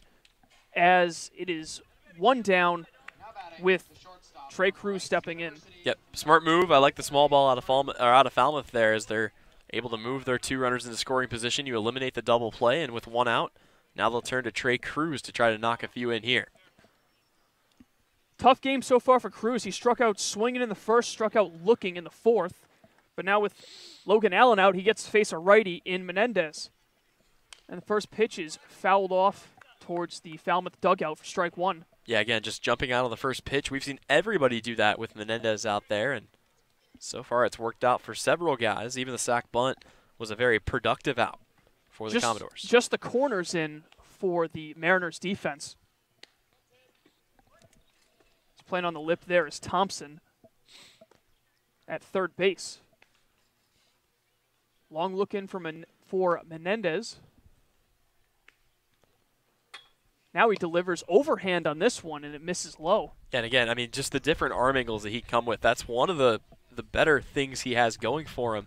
You can change up. We've already seen him go almost submarine. We've seen sidearm. We've seen it come from the top angle about 75%. And we've seen just a straight-up overhand pitch. That pitch misses low, 2-1. I mean, Cruz. Yeah, it really messes with your rhythm as a hitter. You get used to seeing one arm angle, and then he switches up on you, and just that one little mental second is enough that you get thrown off your game. Fastball in there, 2-2. So this would be a huge out. The Mariners can get it and not have to worry about the runners at second and third and look for that sure out at first base. 2 balls, 2 strikes, 1 down in a 1-1 game. Menendez deals, and it's fouled straight back. Yeah, and a strikeout would be just absolutely huge here, not only because then there would be 2 outs, you only need 1 more to get out of the inning tied, but just for the confidence, especially if they're planning on bringing Menendez back out to pitch another inning. He's typically been used as a reliever. That's been his role with Wake Forest College, another guy from Wake Forest. Count still 2-2. And from the stretch, the pitch misses just low. Looked like it was framed pretty well by Oldham, but count is run full. There is an open base at first, and with 1 down, that does bring up the possibility of a double play ball should the Mariners put the runner on here. Payoff pitch. Here it is, and it misses inside for ball 4, so they will be loaded for pretty big power threat, and Blake Dunn. There's still only 1 out. Yeah, and I mean, you mentioned the double play is now in play, but on the downside, you have to deal with Blake Dunn, which is not the greatest thing in the world, as now we'll see the pitching coach out of Harwich come and have a word with Menendez. Dunn, with 374 last season at Western Michigan, he led the team not only in just batting average, but hits, triples, slugging percentage, and on-base percentage. So he knows how to get those big hits for his team, and we'll see if he can come up big here and give the Commodores their first lead of the game. And there's Jeff Neiman out there talking to his pitcher, Menendez. Yeah, and obviously a lot of good numbers to his credit, but I think the biggest one that I see, just an ungodly 374 batting average. He has just been tearing up opposing pitching last season at Western Michigan. So, you know, that's the thing. You don't necessarily need a home run here. Just a good hit anywhere in a gap's going to score 2, maybe 3, and give you that insurance run that you mentioned. But for now, still knotted up. A double play would be huge for the Mariners. That's got to be their focus here. You wonder on a softly hit ball if they'll try to go home with it. The first pitch misses low for ball 1. Well, we've already seen some pretty good defense out of Matt Oldham behind the plate, so wouldn't be too terribly surprised if we see them try that.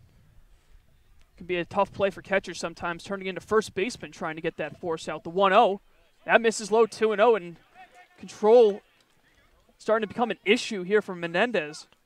Yeah, you wonder what the word was out there to him on the bump, but so far he's started off Blake Dunn with back-to-back pitches out of the zone.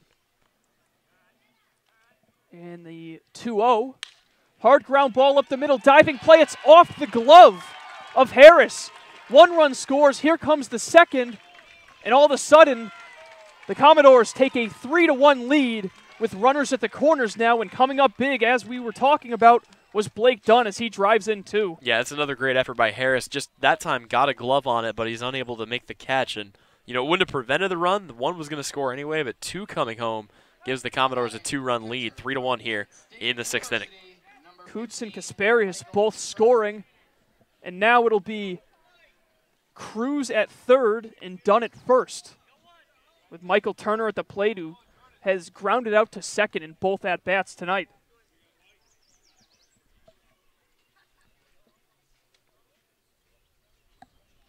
Runner on the move. Oldham's going to throw down. It's a pretty solid throw, but the speed too much for Dunn, who only stole 3 bases all season long. He picks up another one. Yeah, very aggressive base running there out of Dunn. Again, not necessarily what we would have expected, but now 2 runners in scoring position, the double play out of play, and again, only 1 out. Read that wrong. He had 30 steals, so that makes a little more sense. That's why he was running. I was going to say. Yeah, Blake Dunn. Showing off the speed. Second most in school history. Fly ball down the left field line, and it's going to carry foul. 1-1. The zeros sneak up on you sometimes. Oh, yeah. I've definitely been there. But Now, yeah, I was just going to say, Dunn, I mean, again, second most stolen bases in one single season in school history. At 30, that is a very high mark. Not going to see a lot of guys with that kind of speed. Interesting enough, they didn't elect to even think about sending Trey Cruz home. He didn't even really take a step out, just kind of let his guy swipe the bag down across the diamond. Coming into this inning, only 1 hit the entire game so far for the Commodores. Now just 4 consecutive with a sac bunt mixed in and a walk. It was 3 singles to start off the inning, then the sac bunt and walk, and then a 2-run single puts them ahead 3-1. Well, yeah, and Logan Allen pitched an absolute gem through 5 innings, but you bring somebody different in for the second. Menendez has struggled a little bit, but if he can get out of it, it's just a 2-run deficit. Certainly can certainly be overcome. Menendez looks in, fires. Ground ball to first, runner coming home, and it's going to be a sure out, so it's an RBI ground out for Turner. Coming in to score is Cruz. It is 4-1, as making the play over at first was Cavadas. 2 down.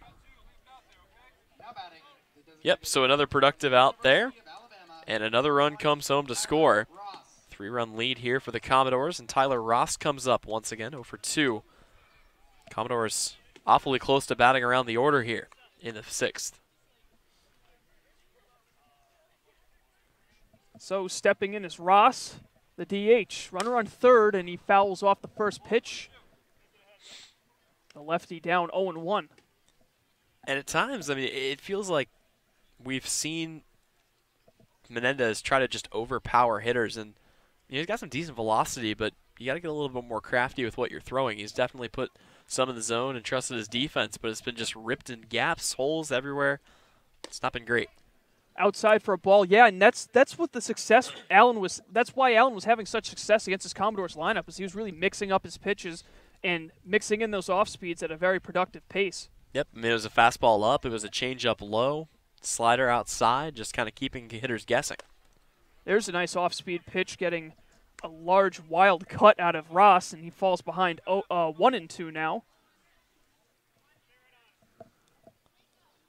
Potential insurance run on third in Blake Dunn. Menendez takes a look over at him and delivers. And that one just misses outside. Yeah, it looked like a curveball, and that was a pretty good spot. I'm kind of surprised that Ross didn't at least offer at that pitch, but instead the count goes to 2-2. Still trying to pitch out of trouble with with a runner in third is Menendez. Long look in the pitch. It misses outside, 3-2. This is easily the longest inning that we've had so far for both sides. So we're in the home half of the 6th, a very quick first 5. Jake Frasca on deck for the Commodores. Payoff pitch. It's a high fly ball out towards center field. Backpedaling is Lamuccio, and he makes a one-handed catch to end the inning. But the damage has been done as the Commodores strike 4 times to take a 4-1 lead as we head to the final 3 innings.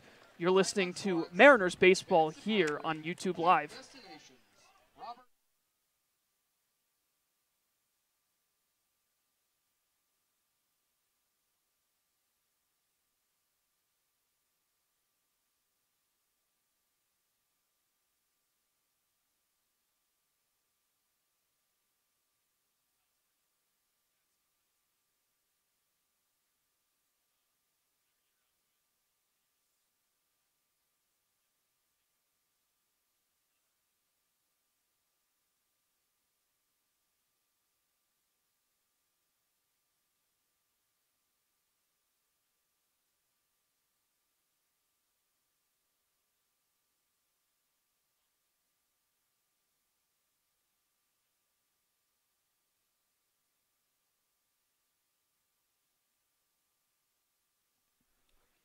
Back to baseball here as we head to the 7th inning. Tyler Henry, Colin Casey bringing you coverage of Mariners baseball here on YouTube TV. And, man, things were going so well for Harwich. Logan Allen pitched an absolute gem, but in the 6th inning, the Commodores really able to break it open. They score all 4 of their runs on 5 hits, and it was just back-to-back-to-back hits. And then a sac bunt to move them over, a couple more RBIs here and there, and they've taken a 3-run lead. Harwich will try to get it back, and they'll do so with Danny Harris leading things off here in the top half of the 7th. Harris had the ground rule double back in the 2nd and then hit into a 6-4-3 double play in the 4th that ended what could have been a pretty good inning for Harwich. So right now just trying to get a couple of those runs back for his team, and he'll face off once again of Hoffman. First pitch, breaking ball misses the zone, but he offers at it.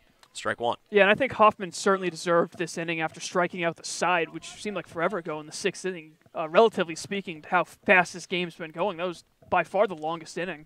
sixth inning was. Yep, 0-1 from Hoffman. Curveball in there for strike 2. He's ahead 0-2. Yeah, he walked the first guy that he faced, then got a ground out back to him, and then, well, he struck out 4 of the last 5 he's faced. Gave up the 1 hit to Lamuccio back in the bottom of the fifth, or top of the 5th, as Harris fouls this one, drifting out of play, coming over to try to make the catch. And did he secure that ball? No, he did not. So well, very good effort in a very no, he did. He got that ball. Oh, wow. I thought I saw the ball hit the ground after there. Wow. So that was Houghton out there in right field. He had to come all the way over to the bullpen, which is kind of just sitting there on the track around the outside. He had to worry about the bleachers, the hill, obviously, that you pitch off of, all of that, and still able to make the catch 1 away. Yeah, you know what I think happened there is I see he's sitting over there. There was there's another baseball over there that I think he slid into with the bullpen being active there, so it was tough to tell, but very, very impressive play. Either way, it'll bring up Matt Koperniak, who swings through the first pitch, a first-pitch fastball. Yeah, you mentioned they've got somebody warming up over there in the Commodore pen and probably dropped the ball and ran for cover. So standing in again is Koperniak. He'll watch that one go by for ball 1, and the count even at 1 apiece. That's kind of been the big thing for Danny Harris. We've seen him hit a lot of balls. A right-handed hitter, he's pushed almost everything to the right-hand side, which worked for his credit back in the 2nd as Koperniak watches this one high. Speaking of the first guy that was walked by Hoffman back in the 5th, that was Matt Koperniak. He's 0 for 1 today, a fly out to left, and then the walk back in the 3rd. So he fouls this one back to the screen. The count even now at 2-2. So again, Koperniak in there as the DH today, hitting in that 6 hole. And even his out, when he flew out to left in the 2nd, very productive at bat. In that he worked the count pretty well. Yep. This one low in the dirt will miss, and the count is full here. So Koperniak maybe trying to reach on another walk. He does represent the lone run for the Mariners today. Scored back in the 5th after walking on an RBI single by Lamuccio. And here he is going to be called out. Tossed his bat and was halfway down to first. And the umpire calls him out on strike 3. Yeah, Doug Isham ringing him up there.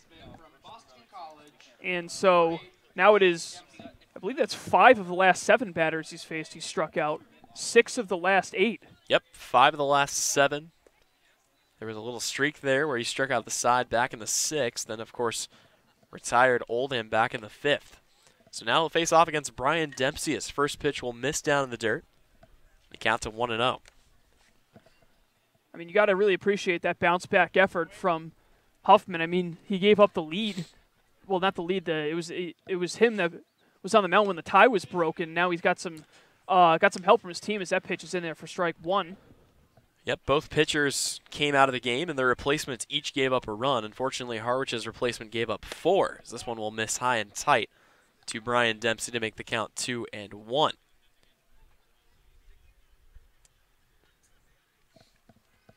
Dempsey playing for Boston College in the ACC. This one is popped high, chasing it over, and coming over near the dugout, going into the dugout to make the catch is Kasparius. How about that? He had to track it over, and he's greeted by a lot of his teammates as he goes into the dugout and makes the catch for out number 3. Second pop out there on that side. It was a tough play, but just enough room for the Commodores, and they now carry a 3-run lead as we head to the bottom of the 7th. So an excellent defensive inning, but Harwich unable to strike for anything. They head back into the field, still trailing at 4-1. When we come back, you're listening to Harwich Baseball on YouTube.tv.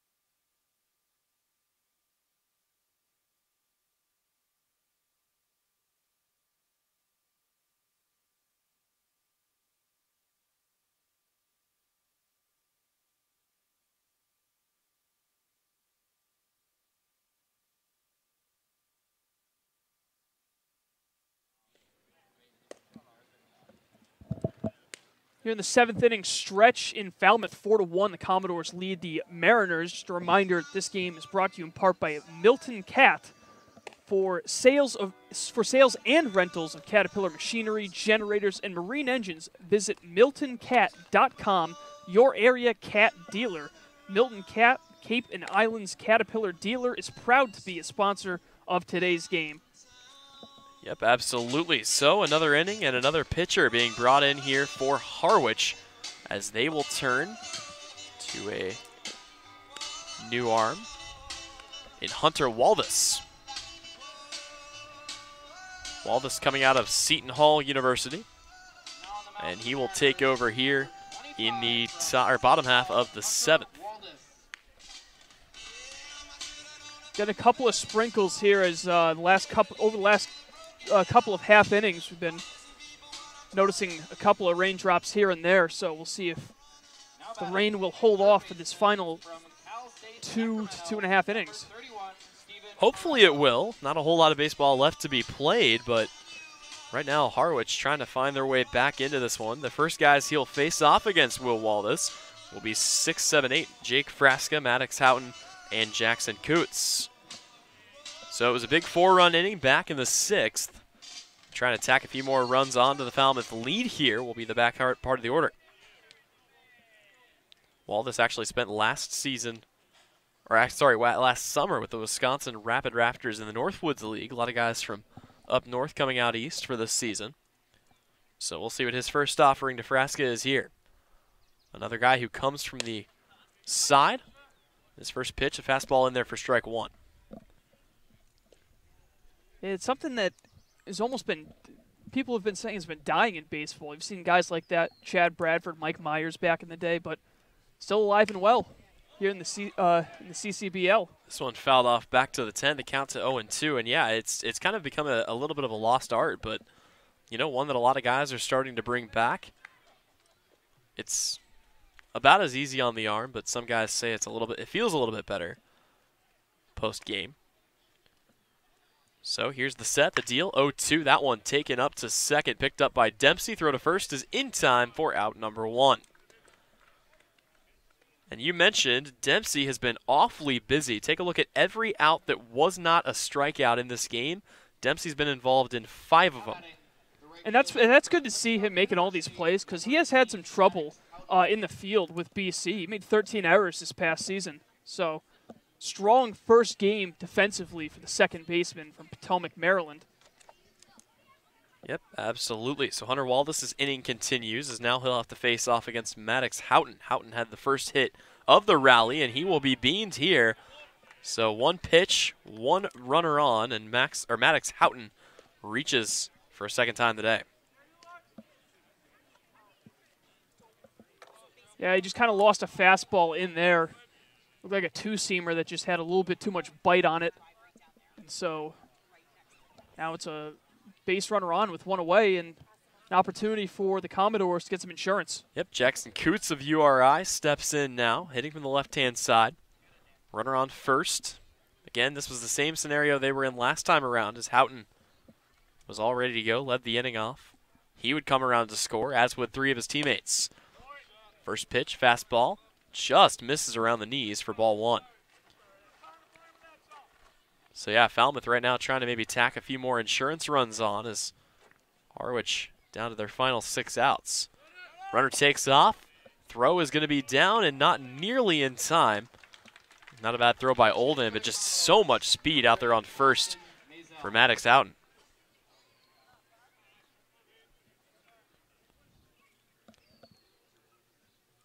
This guy's really getting darker and darker. Definitely threatening right now, yes.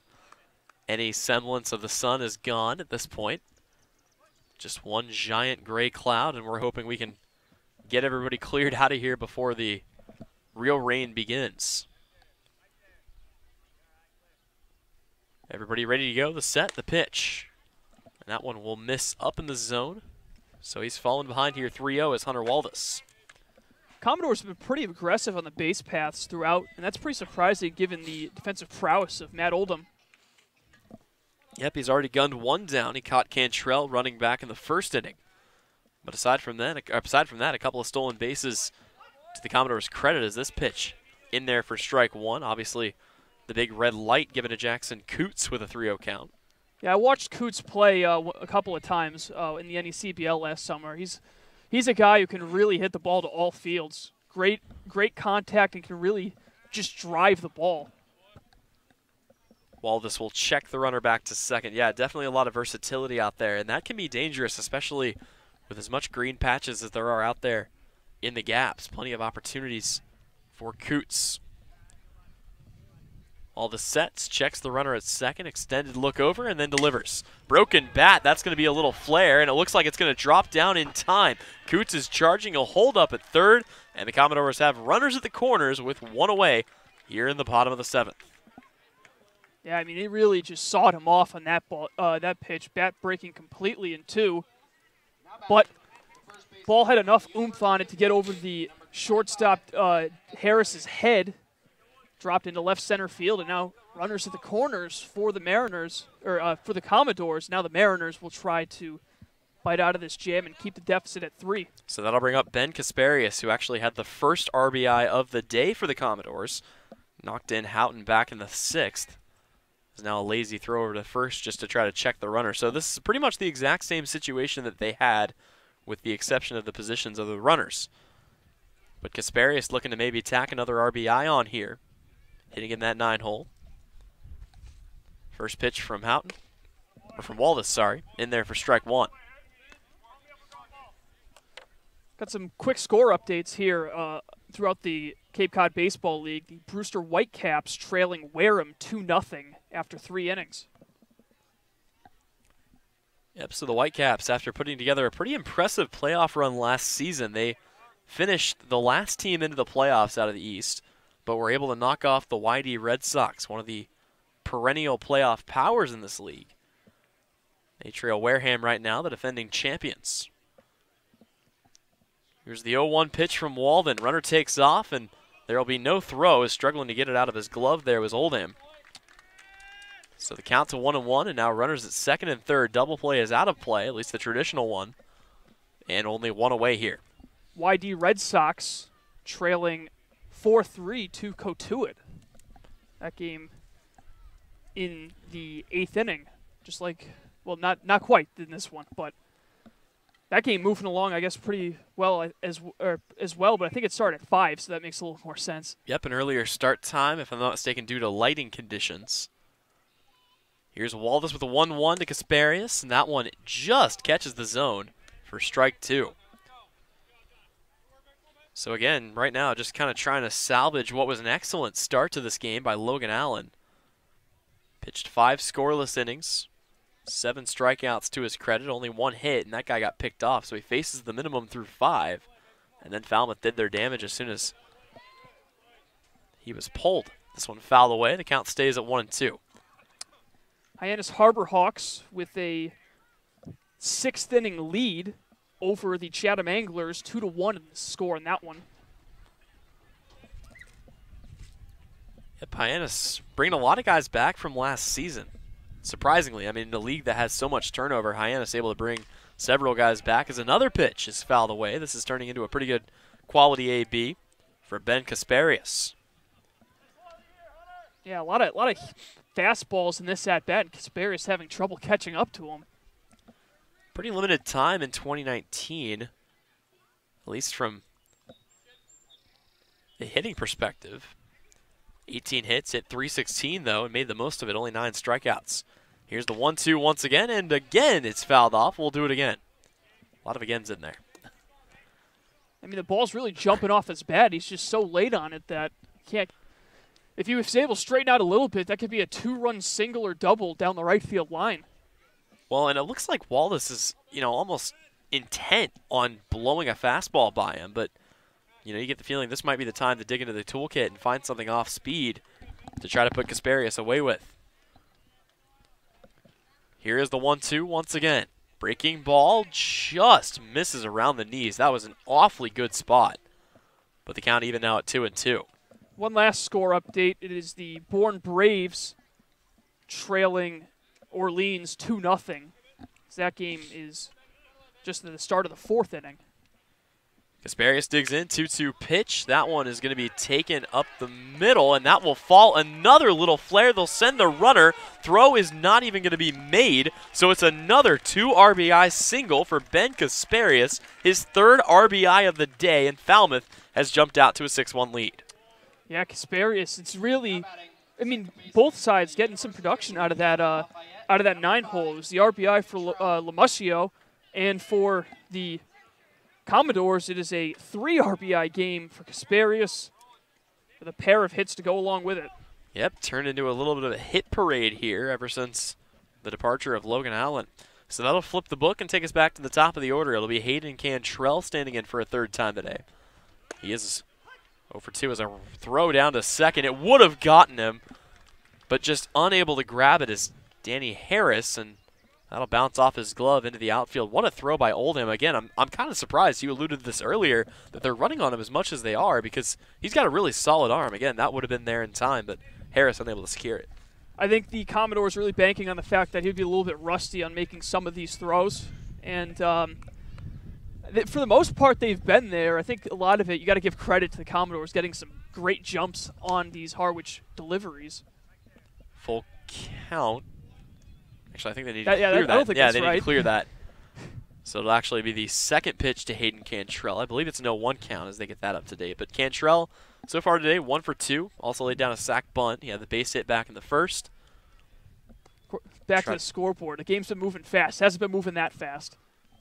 Pretty much. So here is, in theory, the 0-1 pitch. And that one will miss low to even the count up at 1-1. Another runner in scoring position, still just 1 out. That's kind of been the theme of the last couple innings. 1 out, runners on, and they've been finding their way home. They only stranded 1 back in the 6th. And the worst they could do here would be to strand 1 again. Swing and a miss. And a fastball right down the pipe. So a 1-2 count here. Can't really understate how important that sac bunt was from Cantrell. Put the Commodores in a threatening position. Following a walk for Trey Cruz, it was Blake Dunn who drove in that 2-run single. Well, keep in mind, 2 of his 3 at-bats today, he laid down bunts. As this one gets by Oldham, runner takes off. There will be a throw, and it's not nearly in time. So moving up another 90 feet is Ben Kasparius, who now stands just 90 feet away from making this a 6-run ball game. And it was another good throw there by Oldham. I mean, he had to go through the umpire kind of to get that ball. It was tangled up by their feet. And he still made a solid throw, but of course, just not in time. So Cantrell, obviously the bunt not an option here. Again, bunting on 2 of his 3 at-bats today. Going to have to take the bat off the shoulder and swing it. He'll watch this one high and away. The count now full. Could always come with the surprise suicide squeeze with a full count. Could. The all too common one. Certainly an option, an aggressive one albeit. We'll see what the pitch is here for Waldus. 3-2 count. Here's the payoff. That one swung on and lifted into right field. Tracking it back is Galland. He's going to have to make a heck of a throw. They will send the runner. Throw is going to be a little bit closer than I thought, but not nearly close enough as the runner moves up and scores. Ben Kasparius comes home for the 2nd time today, and it's a 6-run lead for the Commodores. Yeah, you know, that throw was up the line a little bit. I still don't know if it would have been there in time had it been a one-hopper to the plate. It was a pretty good jump over at 3rd by Kasparius, and he ends up scoring, so it is now a 7-1 lead for Falmouth. And they've earned a majority of these runs. You take a look at the 2 guys that were put on for free that scored. Trey Cruz, who walked in the 6th, as this one is hit sharply in the gap between between short and 3rd. So another base hit here as Trey Cruz finds his way on. And I was about to say the 2 guys that were put on, one of which was Trey Cruz. He walked and scored back in the 6th. Maddox Houghton was hit by a pitch earlier in this inning and came around to score. But the rest of them, they earned the hard way. As Blake Dunn, who had a 2 RBI base hit himself back in the 6th, will step up here with a runner on 1st and 2 away. Waldus sets, delivers, first pitch fastball in there for strike 1. It's been a tough day for Mariner sidearmers today. Yes, it has. I mean, that's just really a general. I mean, pretty much everyone's come out of the bullpen for the Mariners is thrown from that delivery. So Commodores have really been picking up those pitches pretty well, and there's a wild pitch to the backstop. And that one takes a little curly hop, goes from the dirt up the backstop, and then rolls out back to Oldham. Either way, plenty of time for Cruz to move up to second. Yeah, So another runner in scoring position here. That backstop certainly seen better days. I mean, it's been peppered with so many balls there that it's just kind of been – it really has a lot of give to any pass ball or wild pitch that may go back there. 1-1 will miss high. Got to be careful of the camera back there, as that one is kind of in a position where I feel like you foul one back in the wrong spot, and, well, Falmouth might be out some money. Either way, it's a 2-1 count coming up here on Blake Dunn. He is 1 for 3 today. Strikeout, ground out, and here he'll watch strike 2 go by. But obviously the big AB he had was the 2 RBI single back in the 6th. That was the one that broke the deadlock, as we were very briefly tied 1-1. He was able to bring Coots and Kasparius home. 2-2 pitch coming. Swung on, weak contact. That one rolling. Picking it up as Waldes throw to first is not in time. So runners at the corners with 2 outs again. Yeah, that was a swinging bunt there. Couldn't have been placed more perfectly. That's almost like a 1 in 1,000 play there, where just a slowly hit ground ball, a tough play for the third baseman and the pitcher. So that gives the Commodores another base runner with 2 away, first and third, and Jeff Neiman will head out to talk to his pitcher. Yep, so Coach Neiman will head out and have a word, and we'll talk things over here. Again, I mean, the story has been it was a phenomenal outing for Logan Allen early on in this game, and then they turned to the bullpen, and so far they've given up 7 runs, and, you know, hopefully that's the end of it, but no end in sight right now with runners on the corners. 2 away, they only need 1 more out, but, you know, they'll have to face off against Michael Turner here. He had an RBI ground out back in the 6th. That's not an option here. But Colin, I mean, I think this is, again, this is what you want to do early in the season. You want to figure out who you've got, you know, throw a couple different guys, and maybe it doesn't work out the best in the world, but, you know, it's a good learning experience here before you get into the full swing of the season. Yeah, it's tough to see a start like the one Allen had go to waste there with 5 innings pitched, 7 strikeouts, only 1 hit allowed.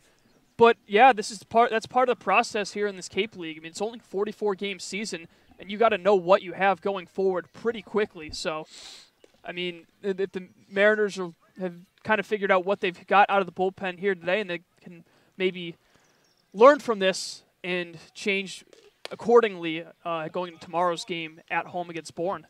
Yep, Michael Turner steps in now, 0 for 2 with an RBI. He will watch the first pitch go by outside the zone for ball 1. Waldes sets, back to work here. Taking a lot of time to think about it. Here's the 0-1, or the 1-0, sorry, and that'll also miss outside. A 2-0 count now. And you wonder if we're going to see Blake Dunn take off. He had the stolen base back in the 6th. We talk about his speed over there at first base. And this is the part of the lineup that's actually struggled for Falmouth today. The heart of the lineup, 4, 5, and 6 hitters, combined 0 of 9. Only 1 strikeout, though. Yep. As this one cruises in there for strike 1. The count's 2-1 here. But yeah, I mean, you know, obviously Falmouth, you know, a 6-run lead feels pretty safe, but maybe you want to add another one on here. Wouldn't be a terrible idea to see Blake Dunn take off with the numbers he has. This one misses low in the dirt. Count now to 3-1. It's another hitter here, falling behind Waldes. Or falling behind is Waldes, sorry. He's going to have to dig his way out of this hole. Big green light's going to be turned on for Blake Dunn. Talked about his hitting numbers. Or sorry, for Michael Turner. Big opportunity coming up here. Waldes sets, kicks, fires. This one will be lined into center, but right there to make the catch and finally stop the bleeding is Lamuccio. We head now to the 8th. It is a 7-1 lead for Falmouth. When we come back, you're listening to the Harwich Mariners on YouTube TV.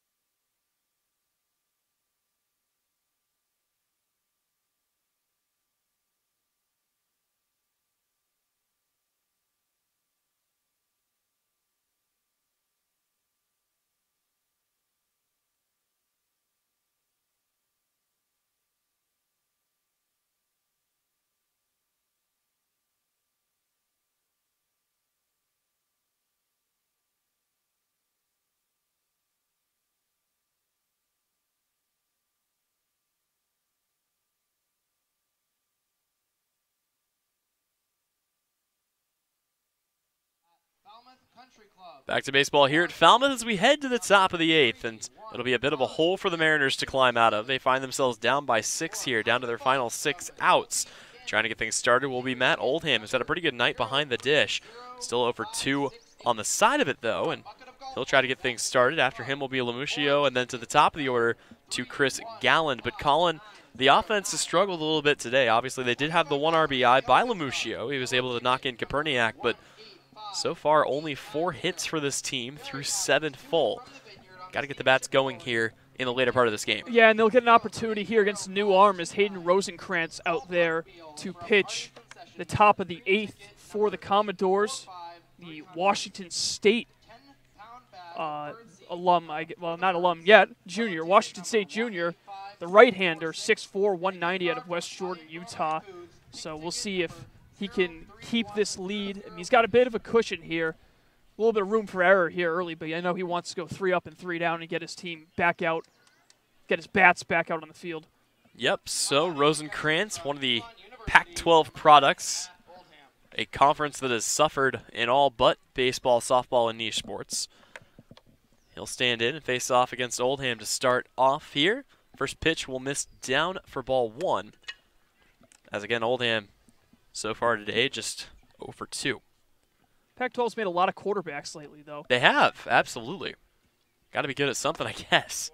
This one will miss low and inside. I know as an Arizona State student, one of the stats we looked at for one of our talk shows was, I believe in the last 2 seasons, if you combine bowl wins and NCAA tournament wins, other than the first 4, I think it's something like 3 or 4 victories in several games. This one hit hard, but right at Kasparius, who will put it away for out number 1. Yeah, I mean, it's not a lot about the lack of talent here with the Pac-12. I mean, you see a lot of guys in football and basketball go high in these drafts, including, quarterback Sam Darnold out of USC, Josh Rosen out of UCLA. So you also have the number 1 overall pick in the NBA draft a few years ago in DeAndre Ayton out of Arizona. Right. So, I mean, yeah, plenty of talent. Just they've struggled late in the seasons when interconference play has become big. Joe Lamuccio stands in now. He'll hit this one right to second, picked up by Cantrell. The throw is going to sail over. I don't know if the ball was slick or what. That's going to get all the way back to the backstop, and Lamuccio will move up 90 feet.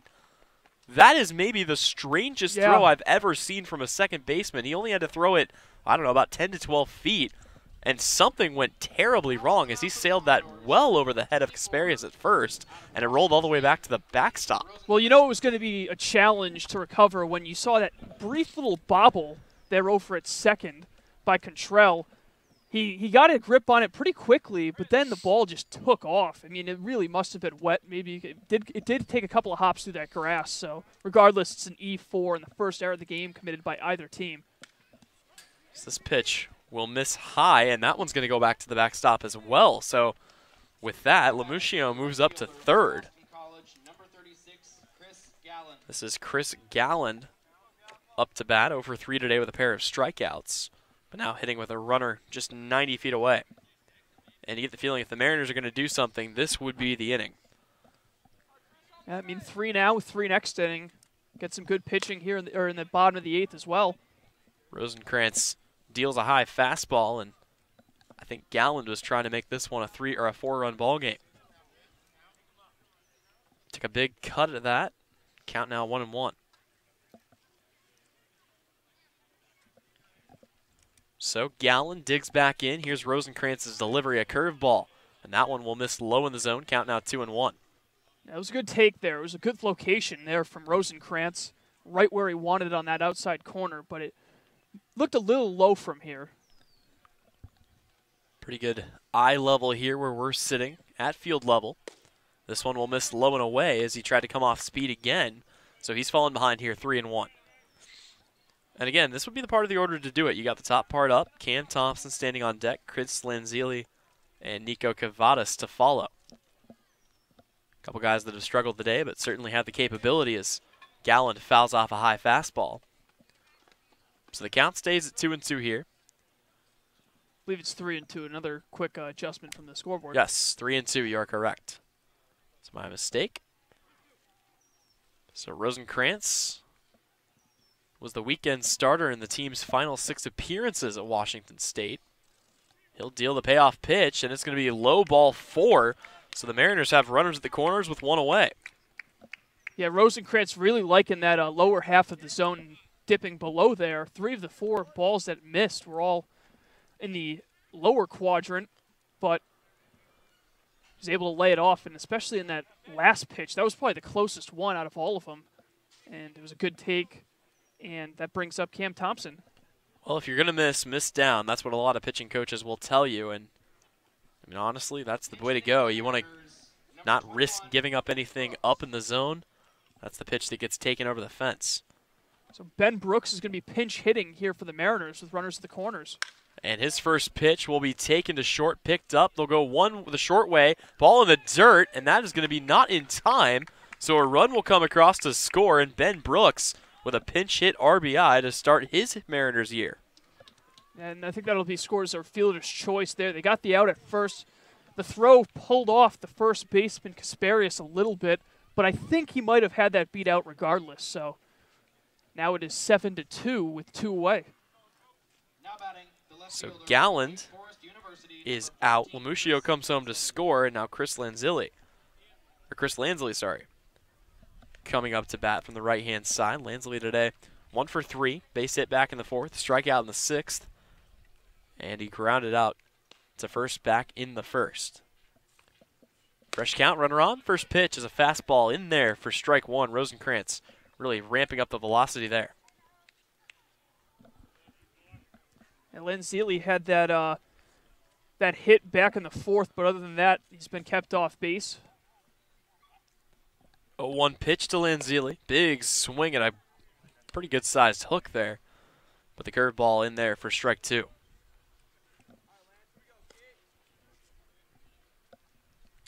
Nico Cavadas stands on deck, runner on first right now.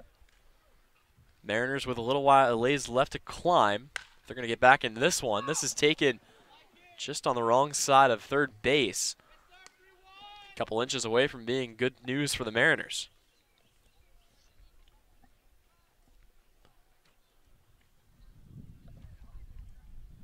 Rosenkrantz had a 5.34 ERA last season. 18 walks to 41 strikeouts. Pretty good ratio, all things considered. He will deal from the stretch here with an 0-2 count. He's gotten himself ahead of Lanzilli. He kicks, fires. Swung on and fouled back to the backstop, and the bat comes back to us. Got to be careful there. About got a souvenir.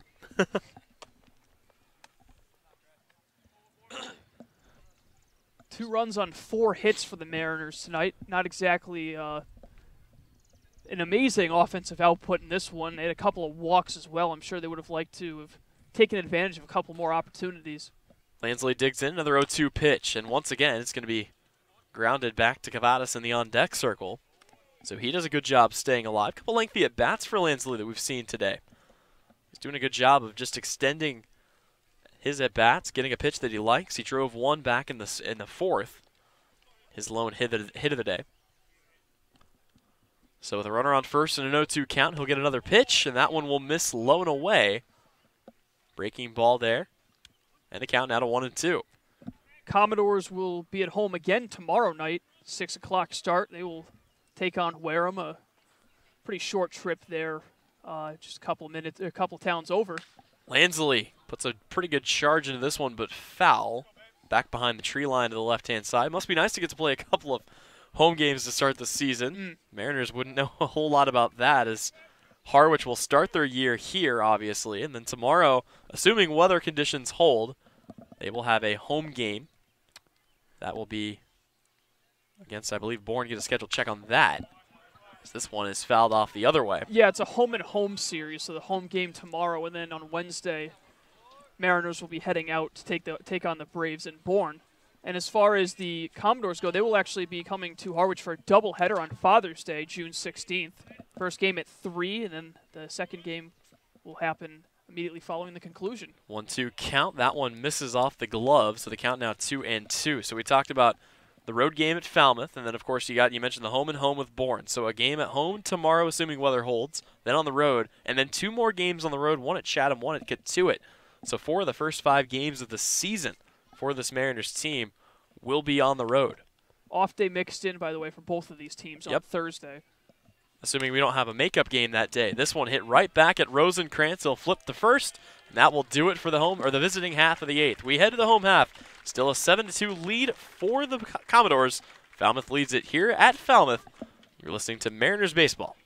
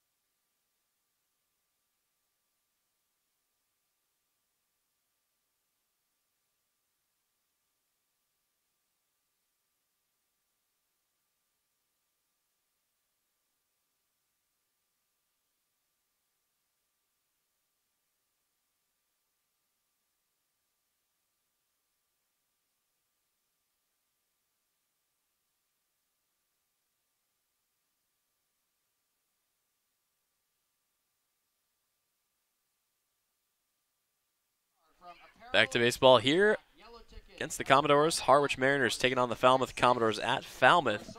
And it'll be a new pitcher coming into the game here for the Mariners. Cam Bauman will get his first looks out there on the bump.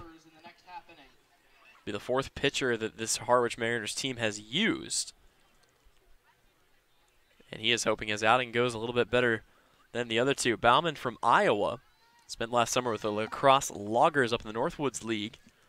And he will have an opportunity here to face off against the heart of the order, starting with Tyler Ross. Actually, sorry, it looks like we have a pinch hitter in the game for Falmouth. That will be, well, somebody. We got a 36, not on the roster. That will happen in early season Cape play. We'll try to get an update on that. But the new hitter into the game is not Tyler Ross, and his ball will be popped up, chasing it over and trying to make the catch. Ooh. Losing it up there in the lights was Cavadas, and so not a whole lot you're going to be able to do about that. The light's right on top of it. And the wind as well. I Yep. mean, it's been blowing from, I want to say, from the right field corner out towards us.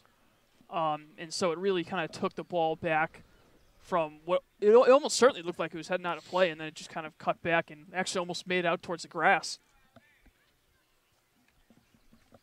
I believe, if I'm not mistaken, I think that's Franco Alaman, who was listed as 37. 6'6" from FIU, but again, we'll keep trying to get an official update on that. Either way, he'll face down a 1-2 count here. Pretty intimidating stature, though, especially with a pinch hitter off the bench. He'll watch this one go by, but it misses the zone, and the count even now at 2-2. And you think about how important sometimes pinch hitters can be in the game. So obviously in a 5-run game like this with the lead, not nearly as important, but guys like Matt Stairs would always change the game with their ability at the plate in the clutch moments. Foul ball stays 2-2. I love the Matt Stairs reference. That's not the one that I expected coming into this game. Well, he's arguably the greatest pinch hitter of all time. Oh, absolutely. The amount of home runs, the amount of teams he's played on, too. He's got played on the 3rd most teams in Major League history. Although I'm not sure if that's updated for Eric Kratz or not yet, as this one takes a skip in the dirt and the count is full. Current record, I believe, is Edwin Jackson, who's currently on the Toronto Blue Jays. I believe he's on his 14th team at this point. It's wild. I know Kratz, if you count minor systems, I think Kratz might be close because he has played for, if I'm not mistaken, he's played for 7 different ball clubs since being released by the Royals in 2016. That's ridiculous. Here's the pitch. Big swing and a miss. Strike 3, and not a whole lot they were going to be able to do about that. Elliman down on strikes. So that will bring up another pinch hitter. as in for Drake Frasca Now batting will be Steven Moretto. from Cal State, Sacramento. I mean, number 37, with Steven guys who've played Moretto. for a lot of teams, it doesn't always necessarily mean you're in a negative way that no team wants you. I mean, look at Gary Sheffield. He played on a ton of teams and put up some very impressive numbers. Remember the 500 home run club? Yep. So that correlation there is not always in a negative connotation. Second pinch hitter we've seen used today, and that one is going to be driven pretty good, but this should be an easy play. Tracking it over is Lamuccio, and he'll make the catch for out number 2. So 2 pinch hitters up, 2 pinch hitters down, Now batting and it looks like they will stay with the lineup here as Maddox Houghton will come up for a 4th at bat, and why not? I mean, so far today he has scored twice. He's got a stolen base, a base knock. He was hit by a pitch back in the 7th, struck out back in the 3rd, but I mean, first time through the order, only 3 guys didn't strike out.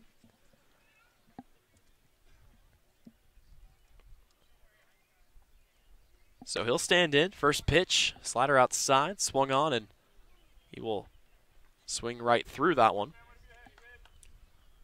So Bauman is ahead here. It's been a pretty good inning for him. Cam Bauman working a little bit of magic here late as this one skips in the dirt and the count even at 1-1. Yeah, again, low pressure situation here, and it's gotten 2 easy outs, so definitely something you want to, not stress out too much over. But again, it's a big opportunity here, and he's trying to take advantage of it, and he's looked good so far. Yep, swing and a miss. Another slider, I believe, down low. So he's got an advantage here on Maddox Houghton. And he's used to stepping into situations he's not usually familiar with. He was the Saturday starter for Iowa, but part of that was due to an injury to one of their other top pitchers. This one will be taken into the gap in left center, so another runner is on. And Maddox Houghton continues his reign of terror from the batter's box. And not to be overlooked there, a nice play by Lamuccio to get that ball in quickly. He hustled, preventing that ball from getting by him into the gap, so it'll just be a 2-out single now. And looks like it will be Coots who will bat. Yep, Coots will come up. He's one of the only guys having a better day today than Maddox Houghton. He is 2 for 3, a strikeout, a pair of base knocks, and add a couple of runs scored to that as well. Starting off with a pretty good stat line as Cam Bauman's first pitch misses low in the dirt.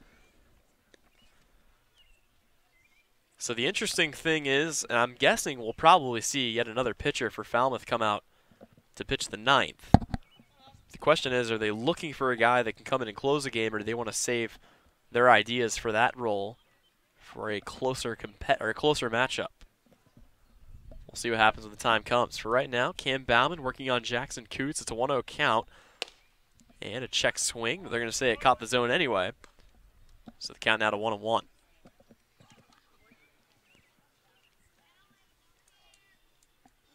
So far, they've gotten pretty good work out of their guys, especially Tommy Sheehan, who started the game today, went through 4 full. Had a pretty good outing. This one is going to be popped high, tracking it over and close to the fence. Unable to make the play, but that would have been awfully tough. We can talk about the dimensions here and how much they play into this stadium. As Cam Thompson over there at third, tried to get over. Looking at the Major League scoreboard right now, the Red Sox up 2-0 in what can be described as a pretty emotional game here for the Boston Red Sox after the events that transpired in the Dominican Republic yesterday with David Ortiz.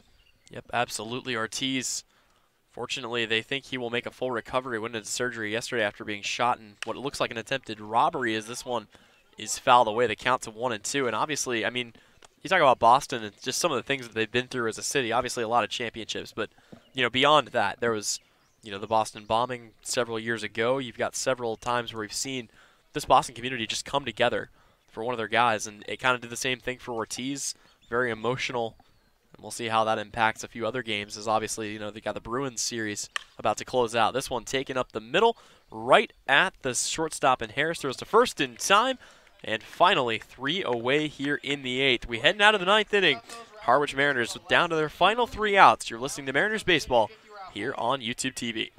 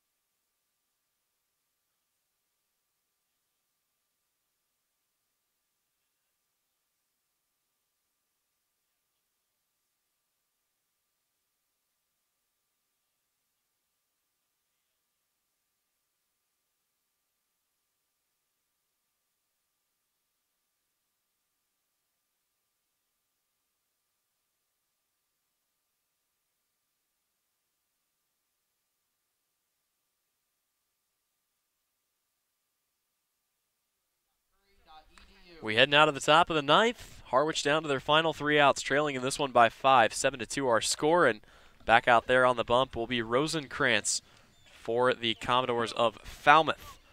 So Nico Cavadas, who was waiting in the on-deck circle to maybe help continue a rally, had to head back out to play defense, and now he'll have an opportunity to start something here with Danny Harris on deck. Cavadas digs in once again from the left-hand side. He is 1 for 3 today, a base hit, a strikeout, and a ground out. And he'll watch the first pitch from Rosenkrantz in there for strike 1. Rosenkrantz trying to close this one out and give Falmouth their first victory of the year. Every team trying to start off on the right foot. Cavadas took a healthy cut at that one and fouls it back to the screen. Count now 0-2. And I think that's been the story of this game for Falmouth pitching is they've really done a good job of getting ahead of these Mariners pitchers throughout the game. Or these Mariners hitters throughout the game. 0-2 count. This one will be foul away. Catch made over there by somebody in the Harwich bullpen. So the count stays 0-2. Cavadas trying to get something started here. Mariners down to their final 3 outs. Fortunately so far, and I'll knock on the wood in front of me, no rain as this pitch misses up and away. Depends on what your definition is of rain because... Well, true. We've gotten some flurries, if you will. Nothing concrete so far, though. Rosenkrantz ready with a 1-2, kicks, deals. That one will miss down in the dirt, and the count even at 2-2. Nico Cavadas working his way back in the count here. Yeah, you just hope it's not one of those situations where the skies just open up randomly. I mean, we've got thousands of dollars of equipment right in front of us. We got some plastic bags. I don't know how quickly we can throw it all in there. As the 2-2 pitch will miss high. And just like that, it's a full count here. So Cavadas working his way back. Especially with all the wind. Yes. Absolutely. Cavadas stands in, payoff pitch. And that one will be popped high in the air. It'll stay on the infield. Called off by third base. Frasca coming over, and he can't make the catch. It rolls in and out of his glove, and, well, that's one way to get a runner on base with nobody out. You know, that is just like, you talk about how those are some of the plays that you got to make, like always. That ball was hit so high in the air. I mean, it was up there forever. That's one of those that if it was at the Trop in Tampa, it would have gotten stuck up there. I mean, probably. I mean, yeah, so that's a tough play. Obviously going to call that one an error, but a really unfortunate situation to be in there for Frasca. I mean, what else can you really do there other than hope that the ball is squeezed in your glove? So that will go down as an error for Falmouth, their second of the game, but the important thing is it's runner on base for Harwich, and now a ball down in the dirt will miss again. Is a little frustration maybe there by Rosenkrantz. Just ripped that one and missed it low. Danny Harris, who had the ground rule double back in the second, aside from that, grounded into a double play and popped out to right. Standing on, and he'll hit that one. Maybe another double play ball picked up at second, throw the long way, and they're able to double him up once again. So the Harwich Mariners start off with a pretty good opportunity, and instead it'll be 2 outs, and Matt Koperniak represents the final out here. Yeah, I mean, Harris, after getting that double in the top of the second, it's been a rough day since then with a couple of double play balls and a pop out. So, you know, sometimes you'll have days like that where you're just hitting the ball playing right into the defense's hand. Rosenkrantz looking to close this one out. First pitch will miss inside as Koperniak digs in. He is 0 for 2 today with a walk and a run scored back in the 5th. Aside from that, a strikeout and a fly out to left. This pitch comes in, catches the zone. Count now 1-1. Really, the pitching's been solid throughout for Falmouth. Tommy Sean started the game, and then Hoffman, and then Rosenkrantz in the last 2 as he gets a swing and a miss and a slider down low to Koperniak. As it stands, the win will go to Logan Hoffman. Loss for Menendez. Yep, tough 6th inning for Menendez. Here's the pitch. That'll miss low in the dirt, trying to get Koperniak to chase. The strikeouts, definitely one of the big notes for both of these teams to improve upon. For the pitching, it's great. For the hitting, it's one of those things you're going to want to take a good long look at. 2-2 pitch. Swing and a miss, strike 3, and that is how Game 1 will end. Harwich drops it to Falmouth 7-2. We'll step away very briefly, and when we come back, we will put the cap on it very quickly. After this, you've been listening to Harwich Mariners Baseball here on YouTube TV.